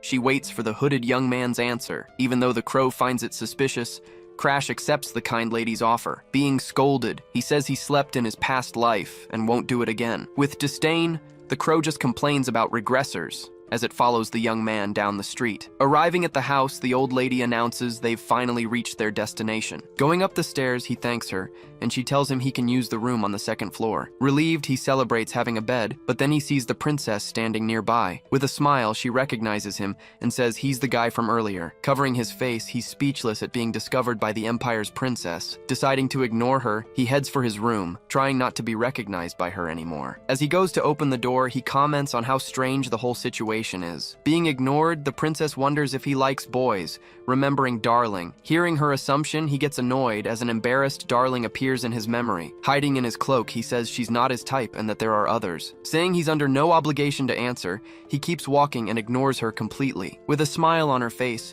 the princess decides to follow the mysterious young man through the house. From the top of the stairs, he tells the girl to stop following him. Ignoring his request, she invites him to eat so they can get to know each other better. Refusing the invitation, he says it would be too much trouble and that he doesn't want to go. Maintaining his expression, he just continues on his way without paying her any more attention. Surprising him, she asks if he acts this way even though he knows she's a princess. With a challenging look, she calls him Lord Crad from the kingdom of Starin. Shocked, he realizes she figured out his identity from their brief interaction. Trying to throw her off, he tells the children to finish their dinner and get ready for bed. Annoyed by his taunt, she asks who he's calling a child. Her assistant then asks if the boy is really from Starin, and the princess confirms it. Explaining her reasoning, she says that people from Starin have a unique and distinct intonation. From afar, she comments that he can't hide the small details in his speech. With a disturbed look, she notes that he knows who she is, but she doesn't recognize him. Her assistant suggests capturing him, but the princess stops her, telling her not to interfere. Changing the subject, she asks about her sister, and the assistant confirms her predictions. She reveals that Princess Sigrun seems like a completely different person now. With a frightened look, the princess says that's not the sister she knows. Holding the bars, she realizes her bad feeling was right all along. With her eyes closed, she has a vision of the palace drowning in blood. At the tournament, a fighter finishes his opponent with a powerful blow on the arena floor. Another competitor smashes into the wall, showing his strength and winning his fight as well. With the qualifiers over, the 4 victors are called to leave the stage. In the arena, the spectators wonder who the young man is and comment on his strange crow. Remembering the princess, he thinks that a conversation with her could be very dangerous. With a focused gaze, he tries to concentrate on what's next. At least the girl didn't affect his performance in the preliminary rounds of the fighting competition. Approaching another victor, a man says that the weak didn't stand a chance. Stopping in front of him, the bandaged man comments on the rumors he's heard about him. Then he asks if Crash is an assassin from the Night Crows, which surprises him. An explanation reveals that the Night Crows are a feared organization from the Empire's underworld. Denying the accusation, he says the man is mistaken and that he isn't part of them. Saying he doesn't want to fight, the man suggests they be friends from the underworld. Extending his hand, he introduces himself and formally calls Crash a night crow. Suspicious of his gaze, the crow realizes there's something very wrong with that guy. Flying up, the crow announces it will handle the situation alone from now on. Confused, the bandaged man suddenly freezes as if in shock. Completely unresponsive, he begins to stagger backward, about to fall to the ground. Asking what was done, he's told it was a simple brainwashing spell. With the crow's permission, Crash decides to call the man over for a quick chat. Under control, the man reveals that the Night Crows were almost wiped out. He continues, saying they are at the tournament on the orders of their new master. When Crash asks who it is, the man seems confused for a brief moment. While eating, a man is revealed to be the new master, the second prince of the Empire. The crow asks what's wrong, seeing that Crash has become thoughtful and serious. He then explains that the Night Crows were a trap to monitor the nobles. Therefore, their master has always been the royal family, which makes no sense. Knowing that even the lower ranks know the leader, he deduces it must be a rumor. Thinking for a moment, he recalls that the second prince was strengthening the first prince's faction. With this information, he realizes who benefits most from all this chaos. He finally understands that the true mastermind behind everything is Sigrun Ifania. In disbelief, he wonders if Arthur's memory inheritance actually worked. Knowing the future, he deduces that Sigrun's likely target would be someone else. Seeing the scene, He realizes she was the one who hid the dragon pearl. Then she took her own life, leaving Arthur as a powerless puppet emperor. To make her plan easier, he understands that Sigrun plans to eliminate Sisley first. If she becomes the empress, the empire will surely collapse. In turn, the empire's fall will trigger a massive increase in the world's erosion. Determined to stop her, he declares he'll have to steal Sigrun's special ability. Asking the crow for help, he's told not to blindly trust the future he knows. But the crow says that just this once, it will help him with whatever he needs. When asked about the man, Crash says to leave him be, as he has already served his purpose. With a different look, the crow decides it will turn the man into its servant. Ordering him to return to his post, the man receives a black star on his face. Watching the man leave, the crow asks what their next move will be. With his face in his hands, he announces it's time to use the disguises. He explains they will infiltrate the tournament and hunt down the real night crows. In a dark room, the true leader of the crows grows angry with the imposter, Crash. Pulling his mask down, he prepares to show his true face. With a furious glare, he swears the imposter will pay dearly for this. In the tournament arena, Crash finishes his opponent with a chokehold on the ground. Announced as the winner, he raises the crow to celebrate with the crowd. The crowd goes wild, calling his victory amazing and unbelievable. He realizes that everyone now believes he is a true night crow. Seeing the princess in the stands, he hopes the real crows show up soon. Waving at him, the princess ignores the warning and continues to watch the fights. At the end of the day, he finds her. She tells him she heard about his dominant victory. Surprised by his strength, she says he's no ordinary boy. Asked about his gaze, Crash keeps a straight face and remains silent. Saying it's nothing, he comments that she's had a very complicated life. Turning his back, he just warns her to be careful and watch her back. With a hand on her head, she gets frustrated and prepares for the main event. Looking at the door, she's sure something happened and wonders about him. Calling her assistant, the princess asks if she can trust the hired imperial spies. The assistant replies that she'll check again, just to be absolutely sure. Watching the princess, he deduces she's already figured out Sigrun's entire plan. Turning away, he wonders if she knows he's just pretending. Suddenly a voice calls him, and he turns to face the man. The man then asks if he's having fun pretending to be a crow. Behind him, the crow's servant appears, making the situation strangely familiar to him. With a smile, he says he didn't expect the real crows to show up so soon. With 2 daggers in his hands, the man prepares to fight the imposter. Moving quickly, he launches a swift attack at the hooded young man, but Crash easily defends the blow, revealing his own 2 blades to him. Blocked, the man is surprised but continues his relentless attack. Dodging, Crash narrowly avoids the blow, escaping the attack. Grabbing his arm, the man warns that once caught, he's nothing. With a furious look, he prepares his next move to end the fight. A strange energy begins to emanate from his arm, changing the shape of his hand. With a laugh, he yells that this is the end for the imposter boy. But suddenly, a kick hits his arm, instantly stopping the attack. Attacked by several men, he's surprised and doesn't understand what's happening. One of the men lands a strong punch on the face of the Night Crow's leader. Standing there, Crash warns that black magic with world erosion doesn't work on him. Calling out the name Evelesk, he surprises the true leader of the Night Crows. Pointing at her chest, he asks where Sigrun is, as he needs to speak with her. With a finger on her chest, he proposes a deal for the 2 of them. He then says that in return, she will tell him everything about Sigrun's plan. Remembering the necromancer, he recalls the world invader, Ivalesk Benapochi, the crow. In a flashback, he tells the girl that her fate is more cursed. He remembers that Arthur brought her and that no one trusted her for being an invader. Walking down the hall, he regrets not knowing she was actually the crow. Connecting the dots, he realizes that everything has been pointing to Evelesk all along. During training, the crow comments that he's being too harsh today. Seeing the state of the room, he says he needs to be firm with that person. Scared, the girl screams, and he says she gets arrogant if he isn't firm. Telling her to look up, he hears the girl ask what he's doing. He then explains that he's going to show her his ability firsthand.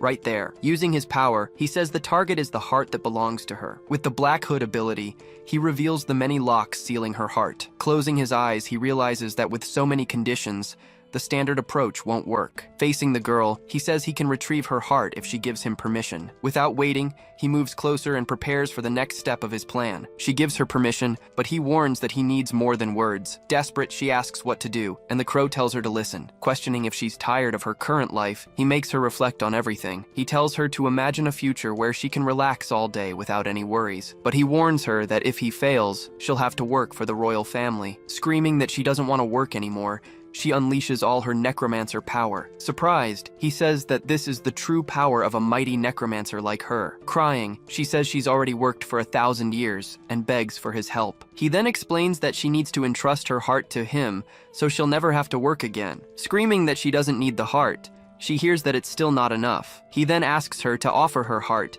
in exchange for her deepest desire. Placing a hand on her head, he asks her to trust him completely. Screaming with all her might, she reveals she wants to live an easy and carefree life. Still crying, she begs him to finally take her heart once and for all. With a smile, he says she did well and is finally free. Excited, she tells him to hurry, but Crash stops her right away. He then informs her that he'll only return her heart when everything is finally over. Without further delay, he asks Evelesque what Sigrun's real plan is. Asking if he knows the swordswoman Sarah, she prepares to reveal the plan. She explains that she received orders to eliminate Sarah and use her body to kill the princess. In a flashback, Sarah is wounded and wonders if her opponent is stronger. With her spear in hand, Mary Diana appears for the confrontation, ready to fight. She says Sarah should be proud to die for the empire she protected so fiercely. Charging forward with her spear, she lands a fatal blow to the swordswoman's chest on the ground. As she falls, Sarah remembers the nickname they gave her, Mad Blade Sarah Vetera. Looking at the body, Mary Diana receives Sigrun's orders for her next move. The order is to use Sarah's body to assassinate the 4th princess of the empire. Gazing at the moon,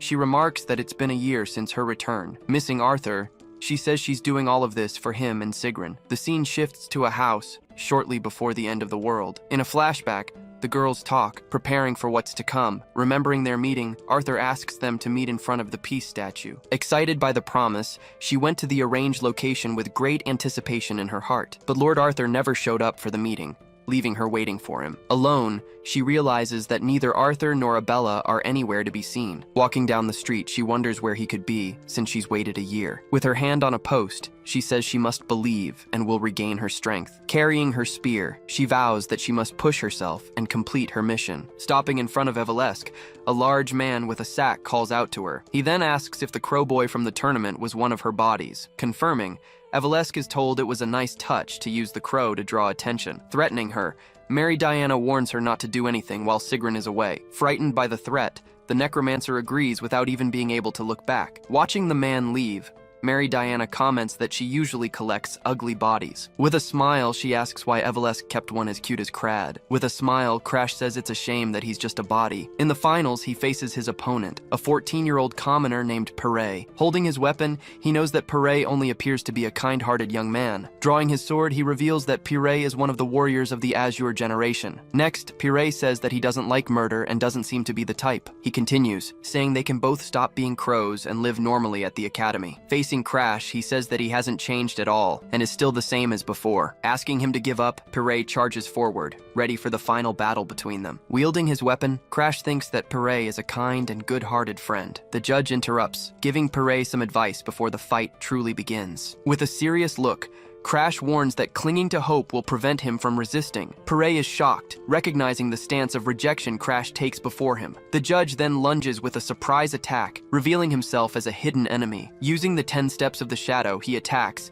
saying the fight is disappointing. Seeing the move, Crash is surprised, recognizing the technique of the incoming attack. Attacked from 2 sides, Pere manages to defend against both blows. Surprised, the judge wonders if he managed to read his feint. Seeing that all his blows are blocked, he realizes that Crash knows his moves. Noticing the look of astonishment, Crash thinks that he's looking at him as if he were a ghost. In his thoughts, he says it's like someone who has already died once. Remembering the past, he knows that Pere created the technique and trained very hard. With this memory, he realizes he understands the boy better than the boy understands himself. Unable to hit him, Pere says that his attacks can't reach his opponent. He then congratulates him for awakening the true potential of his dull blade. Looking at Pere, he just asks him to become even stronger. Then he attacks, saying it's in case his hope is ever destroyed. With the victory, the judge announces that the grand winner of the tournament is Crad. Looking at the arena, he wonders if they will meet again in the future. In a memory, Pere thanks him for lifting the curse that bound him. With a determined smile,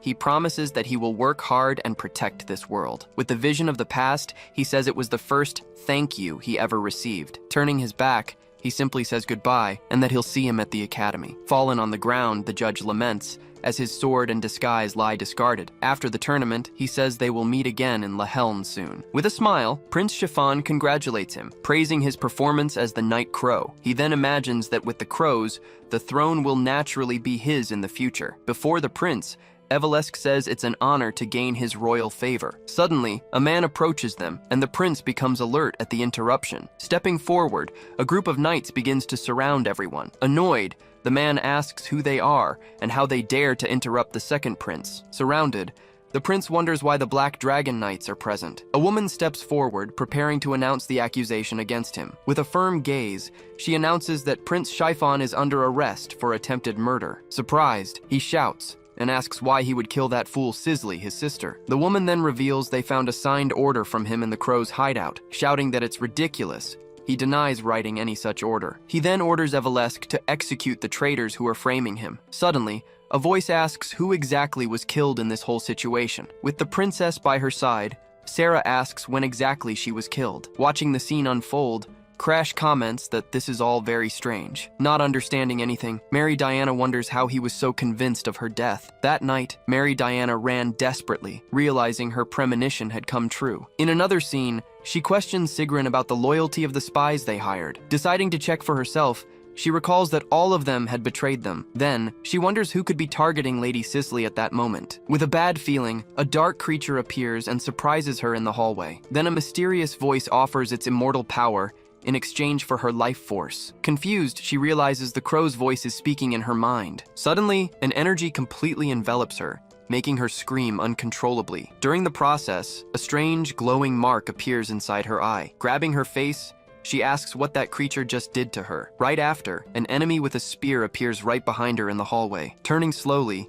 he stares at her and seems to question if she's the target. Before she could react, the enemy's spear pierces through Mary Diana's chest. Back in the present, she and Sigrun remember that this power saved her. In front of everyone, Sigrun orders the vice captain's arrest on suspicion of espionage. With a tense expression, the vice captain watches the situation unfold before her. Then Sigrun says she came with the knights thinking the two of them were dead. Giving the order, Sigrun tells Mary Diana to act and handle the situation right there. With a powerful blow, Mary Diana completely shatters the shield of the knight in front of her. Seeing the spear stop the attack, the vice captain wonders what is happening. In a flashback, she remembers the order she received to assassinate Princess Sigrun, but the clever princess figured everything out, completely ruining the traitor's plan. She then decides she needs to eliminate Sigrun, as she has become a major obstacle. Then she clutches the object in her hand, beginning to channel an unknown power. With a determined gaze, she loudly orders Evelesque to kill the princess. Suddenly, a pain hits her,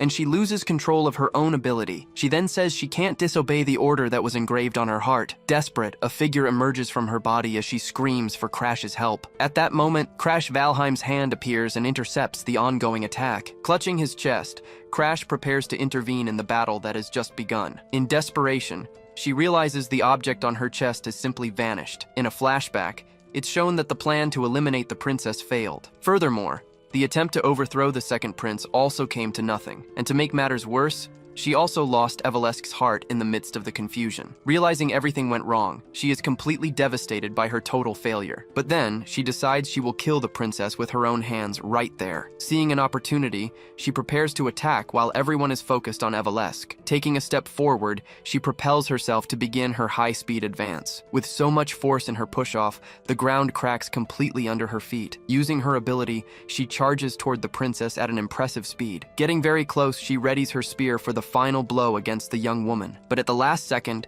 Crash's weapon appears and blocks her attack. The tip of the spear stops inches from the target, halted by his defense. Surprised, Mary Diana and Sigrun see that it was Crash who appeared to protect them. Indignant, she asks how a mere corpse managed to stop her divine spear like that. With a smile, he says her mentality is still the same as ever. Completely shocked, she asks how he knows her, not understanding the situation. Seizing the opportunity, Lord Arthur shouts for his men to capture that person immediately. With a quick movement, his hand intercepts and throws the spear aside. Surrounded by guards, Mary Diana screams at them to let her go and return her weapon. Now immobilized, she realizes she made a terrible mistake by exposing herself like that. She then regrets interfering, even though the plan was already completely exposed. As she is taken away by the guards, she desperately screams for help from Sigrun and Arthur. Worried, Sigrun runs to Crash and asks if he's okay, but he says no. Covering his mouth, he says he barely managed to defend and is still far from being a master. He explains that he defended himself with the necklace,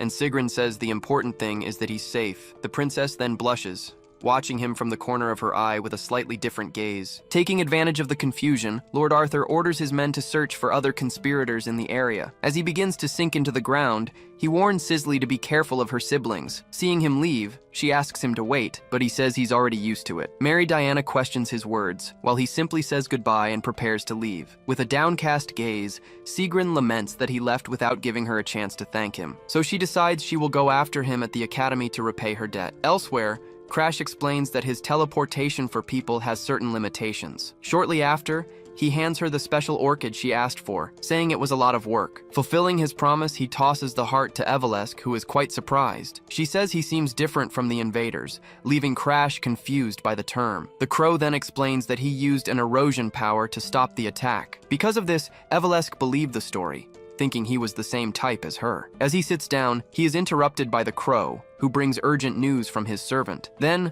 the crow warns that there seems to be a big problem with his fiancée Bianca. Confused by the news, Crash can only ask what's going on. The crow then explains that an assassin has invaded the mountains and his fiancée has disappeared. Hearing this, he's shocked, picturing the danger she's in. Gritting his teeth, he understands the bad feeling he had when he met that disciple. Desperate, he yells at Evelesk that they need to get to Hardened Hearts as fast as possible. Though confused by the order, she agrees, and the carriage speeds down the road. Once inside the vehicle, she asks how an intruder could have a fiancé. Thinking for a moment, she recalls that the Valheim's fiancé also lives in that place. Suddenly, he turns and tells her he's not an intruder. Beginning to transform, he reveals that the name Crad is just a disguise. Revealing his identity, he says he is Crash Valheim, the youngest son of the family. Completely in shock, Evelesk drops the heart she was holding. On the floor, the heart begins to pulse as she repeats the name Valheim. Inside the carriage, she screams that she's been with a Valheim this whole time. Arriving at the camp, he blames himself, saying this is all his fault. Full of guilt, he regrets not being honest, as Bianca never would have gone there. Then, the servant asks Jenica why she went to the mountains. Explaining the situation, she says Bianca went alone, and she followed her later. In a flashback, Jenica finds Bianca and tells her to go home right away. Looking at her sister, Bianca calls out to her, trying to talk a little longer. Right after, she defends Crash, stating he's not a failure like they say. Jenica then questions why she came, but Bianca says she can do whatever she wants. Afterward, she says she's going to deliver the fungus and tells her sister to leave. It's revealed that her sister hates her, blaming her for their mother's death. Apologizing, Bianca says she'll be back as soon as she finds what she's looking for. After hearing her response, Jenica just watches her in silence, not knowing what to say. With a clenched fist, she laments that things shouldn't have happened that way. Suddenly, a shadowy figure attacks as a voice asks if it can join in. Startled by the attack, Jenica turns to see what was happening. In front of them, the assassin Berkman appears and greets the two young women with a smile. Asking who the intruder is, Jenica stares at the bodies of the guards on the ground. Then, a guard yells for them to run, but Berkman finishes him off without any trouble. With a malicious look, he turns towards the two frightened girls. Desperate, Jenica pulls her sister and yells for her to hurry and get away. Then the two start running through the snow as fast as they can together. Hiding, they see the villain asking where they are, just toying with them. Bianca then tells her sister she promised Crash she would deliver that special fungus, but Jenica replies that she doesn't want to die and doesn't care about the fiancé. Getting an idea, she says they can both use their artifacts to walk on the snow. She then explains that the crevice can be used to delay the enemy chasing them, but Berkman catches up to them and challenges them to try and escape the dangerous place. At the edge, Jenica apologizes, while Bianca asks if she's ready. Pointing to the other side, she announces they're both going to jump right there. Scared, Jenica warns they'll die, but Bianca says it's their only chance. Seeing the enemy approaching, Bianca tells her sister that now is the time. With a shove, Jenica throws Bianca toward the edge of the cliff. Berkman reaches out, completely shocked by the scene he just witnessed. At the edge, he shouts, asking if they're trying to kill themselves like that. Looking down, he sees they've fallen onto a ledge on the mountain. Finding the situation amusing, he jumps off the cliff to go after the girls. Bianca then asks Jenica to trust her, leaving her sister even more confused. Not understanding, Jenica asks her to wait,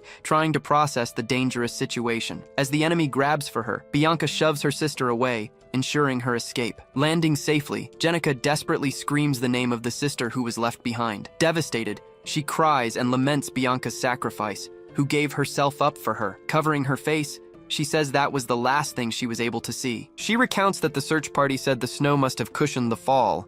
Full of guilt, she regrets suggesting they go to the mountain's crevice zone. Looking at the fungus, she says they could have avoided all of this if she had just delivered it. The servant tries to calm her, saying that Lady Bianca is surely safe and sound. Understanding everything, Crash listens to the full account of what happened to his fiancée. Inside the tent, Jenica yells at the servant, saying it's already been a week. Desperate, she says that even if Bianca escaped, she couldn't have survived alone. She explains that her sister wouldn't have been able to endure it, as Bianca calls out for Crash. Unconscious in the forest, she whispers how much she wants to find him again. Opening her eyes, Bianca slowly wakes up after being passed out in the snow for a while. Realizing she dozed off again, she sits up, still very weak from the ordeal. She explains that her body is at its limit, surviving on nuts and the fungus. In a flashback, she recalls wandering aimlessly after she fell and found the fungus. Walking through the snow, she comes across a giant tree right in front of her. Holding the fungus, she explains that it radiates heat, and she'll use it to endure. Using what she learned,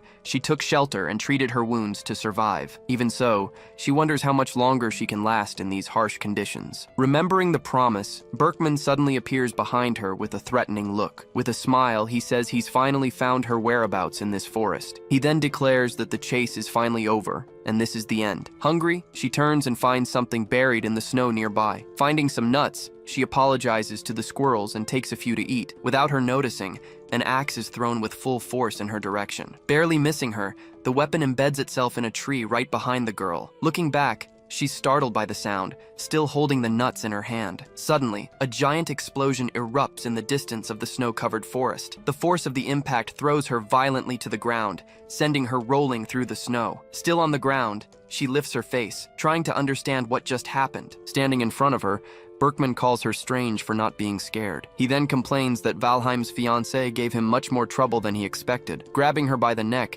he warns that she could have survived if she had cooperated. He then rips off her ornament, commenting that it could be worth a lot of money to him. In a memory, she recalls the peaceful days she spent at the Valheim mansion. She remembers the happy moments she shared with the young Crash Valheim. Back in the present, tears start to stream down her face at the memory. As she's being choked, she laments that she will miss those days filled with peace and warmth. At that exact moment, Crash emerges from the shadows to finally rescue his fiancée. With a direct punch, he lands a solid blow on Berkman, sending the assassin flying. Lying on the ground, the villain angrily asks who the hell the guy who attacked him is. Holding Bianca in his arms, he tells her she did very well. He then tells her to leave the rest of the situation to him. Almost powerless, she can only whisper his name in response. Placing her on the ground, he asks the crow, Krim, to ensure her safety. In another scene, the crow explains it cannot interfere because of the code. Hearing the explanation, he simply nods and says he understands the situation. Then he remembers that Evalesk already teleported him, so it wouldn't be breaking the code. The crow then warns that Berkman is much stronger than he imagines. Sensing the danger, the crow questions if he's really sure he can win. Despite the warning, he states that it doesn't matter how strong the enemy is. Unleashing his power, he declares with conviction that he will be the winner of this fight. Sensing the energy, Berkman turns and asks who is interfering with his hunt. With a serious look, he simply orders the villain to return what he took. Confused, the assassin asks what he wants returned. Making the ornament appear, he says, "That belongs to my fiancé, Berkman." Seeing he was a Valheim, Berkman charges forward with a ferocious attack. Barely able to keep up, Crash realizes the enemy is a high-class specialist. With his sword pointed, Berkman says their ransom would be 10 times higher. The two then trade blows, with Berkman praising the young opponent's defense. The force of the impact throws him backward, sending him sliding far across the snow. At this, Berkman charges again, asking how long he can keep defending himself. Giving no quarter, he lands a direct blow on Crash's arm, yelling, "Got you!" The powerful attack sends Crash's sword flying, disarming the hero. After disarming him, Berkman announces that the fun is over, and this is the end. Suddenly, he realizes Crash has disappeared and asks where the boy went. Searching angrily, he shouts that he can still smell him and demands that he show himself. Coming from behind, Crash appears and prepares a swift and completely unexpected counterattack. With a precise blow, he lands a powerful punch right in the enemy's face. The force of the punch cracks his mask as he screams in pain. Facing his opponent, he realizes he'll need something stronger to win. Activating his new ability, Ignis, he prepares to continue the fight. Seeing his determination, Berkman questions what kind of opponent he truly is. In response, the villain activates an illusion technique to trap him there. Trapped in the attack, Crash looks confused as Berkman asks what he thinks. Then Berkman warns that he's going to test him to see if he can take it. Knowing about the rescue, he declares he'll end everything before help can arrive. Trapped in the illusion, he realizes his 5 senses are now completely distorted. It's revealed that the secret technique uses sound to scramble the opponent's senses. He recalls that his old self would have been helpless, but he's overcome this before. Using his sensory perception, he activates his 6th sense to counter the illusion. Even while resisting,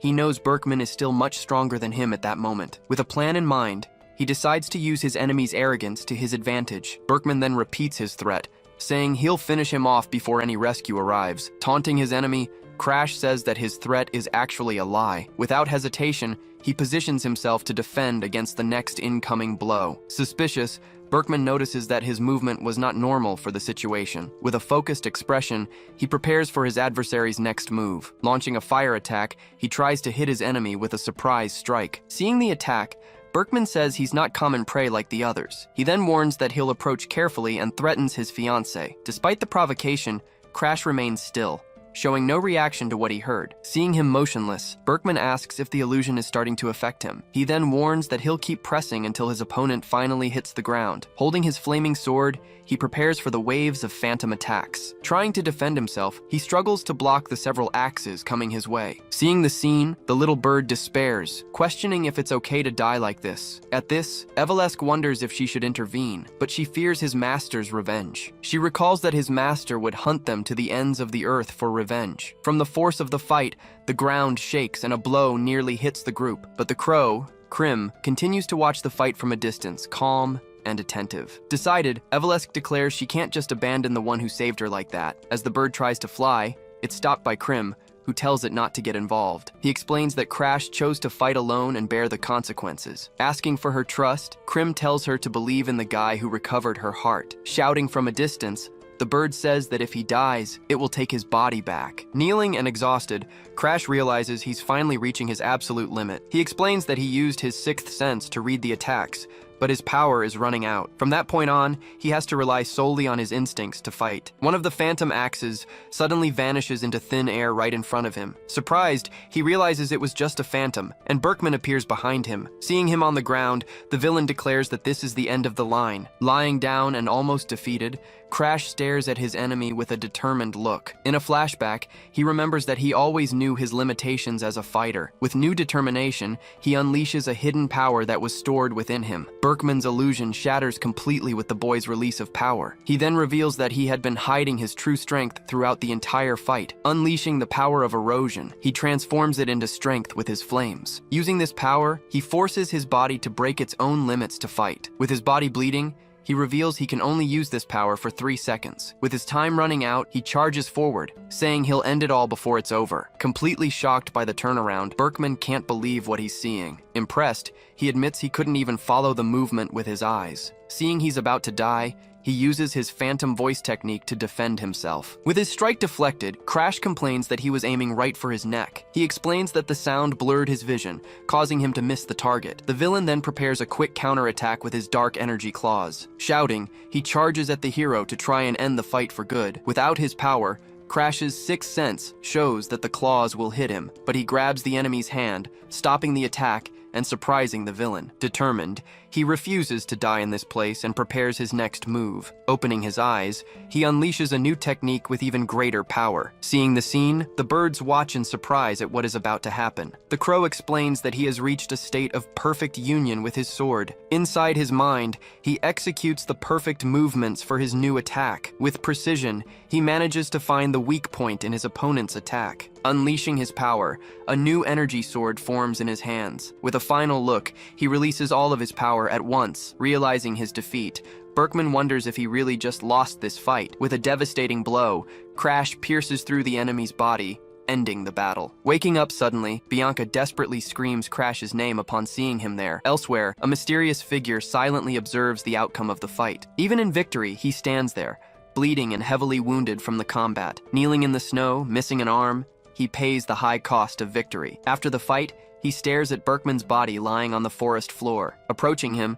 the Crow Crim asks if he's satisfied with the outcome. With no strength left, he collapses in the snow, completely exhausted from the great battle. Lying on the ground, he replies that he's far from satisfied. Seeing his condition, the Crow decides it's time to head home. Afterward, everyone gathers to take Crash and Bianca back to Blue Pine Hall. She says that if he showed his feelings, the world wouldn't seem so gray. Sitting on the sofa, he just watches her in silence, not knowing what to say. He then asks what is worse, having emotions or having none at all. With a smile, she says he wouldn't feel a thing if she died right now. Irritated, he replies that this is only happening because of their family's decision. In a flashback, the leader of the Hardened Hearts loses his mind and eliminates his entire family. After the tragedy, the Valheim family decides to unilaterally break off the engagement between the two. At their last meeting, he agrees that they will probably never meet again. Using his power, he warns her not to blame him if she ends up wanting to die. Even though she is frightened by the threat, she stares back at him with a serious look.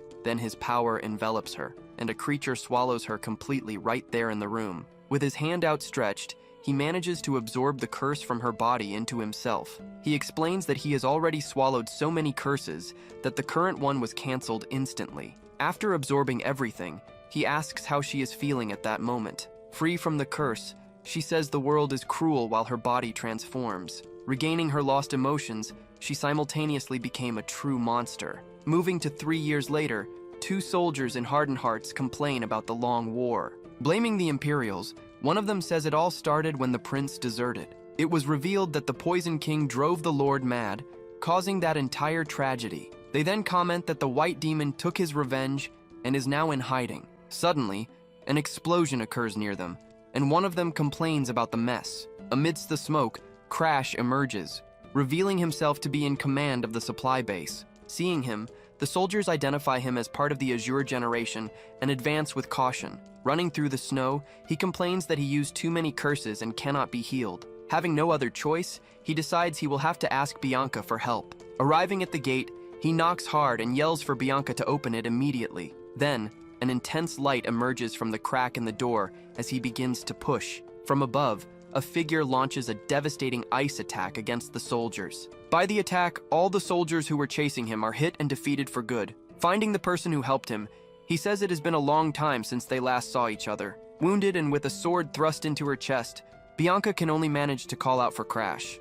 Completely shocked, he holds her and screams her name, unable to believe what he sees. Seeing the wound, he asks who did that, but she asks him to remember. In a memory, she questions him about what is more difficult, having or not having emotions. She then says that her sister Jenica confessed that she never truly hated her. In tears, the sister said she hated herself for feeling that way about her. At that time, the young Bianca just listened to everything with a very focused and serious look. In another moment, she is seen lying inside a transparent ice coffin. She explains that she felt nothing when the place that tormented her finally collapsed. But when she understood emotions, she was finally able to comprehend her sister's words. With tears in her eyes, she realized that her older sister loved her very much. Then she laments, thinking how everything could have been different if it had been much earlier. Perhaps they could have shared the pain and talked like a real family. And also, in another scenario, things could have been different between the two of them. Dying, she says that perhaps with him, they could have stayed together in the end.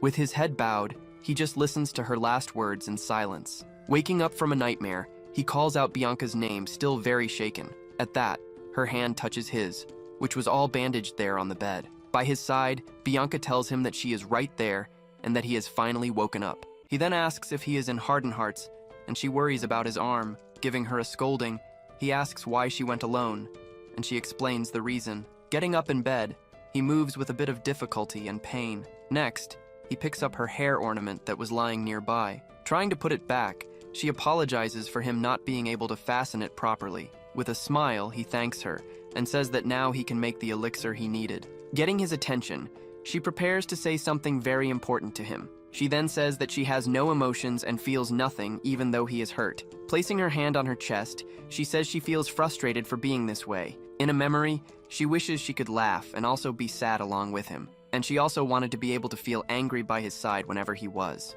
Holding her hand, he says he doesn't want her emotions to be lost. With a slight smile on his face, he looks at her with great seriousness there. Telling him not to worry, she adjusts the bandage on his wrapped hand. Then, with a determined look, she asks him to bring her emotions back. Smiling, he replies that he already intended to do that even without her asking for anything. With her request, a new condition of his power is finally unlocked. It is then revealed that this was always his intention from the beginning. At that, he reaches out his bandaged hand toward her to hold her. With a gentle smile, he extends his hand toward her to embrace her. Pulling her close, he hugs her tightly right there on the bed. Held by him, tears begin to stream down her face without stopping. Holding her in his arms, he says that the world will no longer seem gray. Drying her face with a handkerchief, Bianca finally calms down after having cried. Lying in bed, he asks if she already feels a little better. Seeing her expressionless face, he hears a knock on the bedroom door. On the other side, a voice introduces itself as Jenica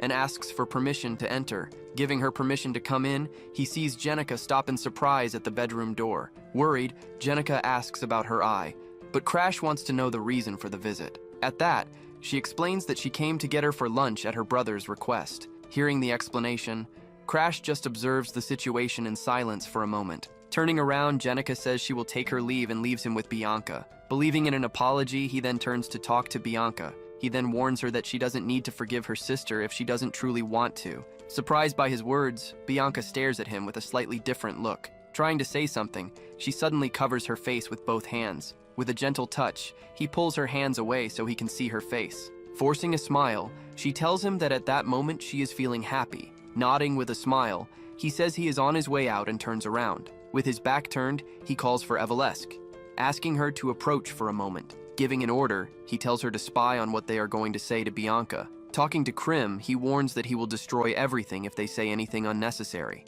At that, Krim questions if he thinks he can steal his immortality in that state. Telling him not to worry, Crash explains that a saint can heal him. It is then explained that the saints of the Holy Kingdom possess great divine power, but Krim doubts it, saying the Valheims wouldn't pay for a failure like him. Shocked by the answer, Krim asks if he really intends to replace the lost arm. Confirming the suspicion, he says that is exactly why he recruited that person. In another place, Evelesque says it is an easy task, but that he surprised her. Krim then accuses Crash of being a dark regressor, but he denies the intention. Later, Krim asks whose arm he intends to use for the transplant. Upon hearing the name Sword Demon, Krim is completely shocked by the revelation. It is revealed that he was a genius swordsman and his former direct subordinate. Furious, Krim shouts that he was the subordinate he raised with the most affection. Laughing, Crash asks if he doesn't want to make him stronger like he did with the demon. With a serious look, Krim warns that he cares about all of his subordinates. With a smile, Crash says it will be easy to find the enemy's weakness. He explains that their master gets attached to subordinates before realizing it, and with the saints on their side, they can torture them to find the location. Scared by the plan, he remembers a warning that Arthur gave him. Realizing the weakness, he says he can use attachment to manipulate his master. Then he explains that he can bring the sword art back with the transplant. At that, Krim accuses him of being a smooth talker, and Crash asks if that's a no. Here is the translation for the next part of the story, with a line break after each period. With his back turned, Krim just tells him to wait for 2 full days and takes his leave. Thanking him, he says goodbye, but the crow complains about the use of his real name. Looking at his bandaged arm, he says that the arm problem is resolved. He then comments that he now needs to coordinate the stories with both families. Worried about Ariad, he remembers that the butler was exposed because of him. Lying in bed, he says that in the worst-case scenario, he will tell Ariad to ignore everything. Sniffing the air, Evelesque's rat senses that something bad is about to happen. In a family meeting, Bianca refuses the proposal that was made to her there. In a rage, her older brother, Mariokin, tells her to pass the position to Jenica. Rebutting, Jenica says that the failure defeated an expert and will be an asset. Looking at her brother, Bianca says she will not give up her position as the fiancé. With a furious look, he shouts that she is cursed and will soon be discarded. Seeing the fight, Jenica reprimands him, but he says it is only the truth. He then suggests that she take the place, but Jenica cries and questions the family. Without caring about the house, she asks if her father and brother even care. Firmly, Bianca says her feelings will not change and she will stay by his side. Completely shocked by the response, Mariokin slams the table and stands up furiously. Suddenly, a butler enters the room and says he is busy and asks for leave. Interrupting the meeting, Crash says he heard a conversation he could not ignore. Showing 2 fingers, he says there are 2 rumors circulating about him out there. He says the first rumor speaks of how he saved his fiancée, but the second says their security is weak and exposed him to danger. With a smile, he asks which of the 2 rumors is more convenient for them. Grinding his teeth, Mariokin asks what he really wants with that conversation. Bluntly, he says it is simple, and that they should let Bianca choose. Surprised, the older brother did not expect that response from her so suddenly. Embracing Bianca, he warns that he will not abandon her because of a curse. Seeing the scene, Mariokin agrees to entrust Bianca to his care and leaves. He then suggests a lie about his arm to benefit everyone there. Despite being suspicious, the 2 siblings agree to follow his plan for now. After Crash leaves, Jenica calls for her brother, wanting to talk to him. With a smile, she says Bianca has changed and suggests accelerating their wedding. Elsewhere, a hand with strange marks touches a mysterious ancient scroll. With its back turned, the mysterious figure calls out Crash's name, observing the situation from afar.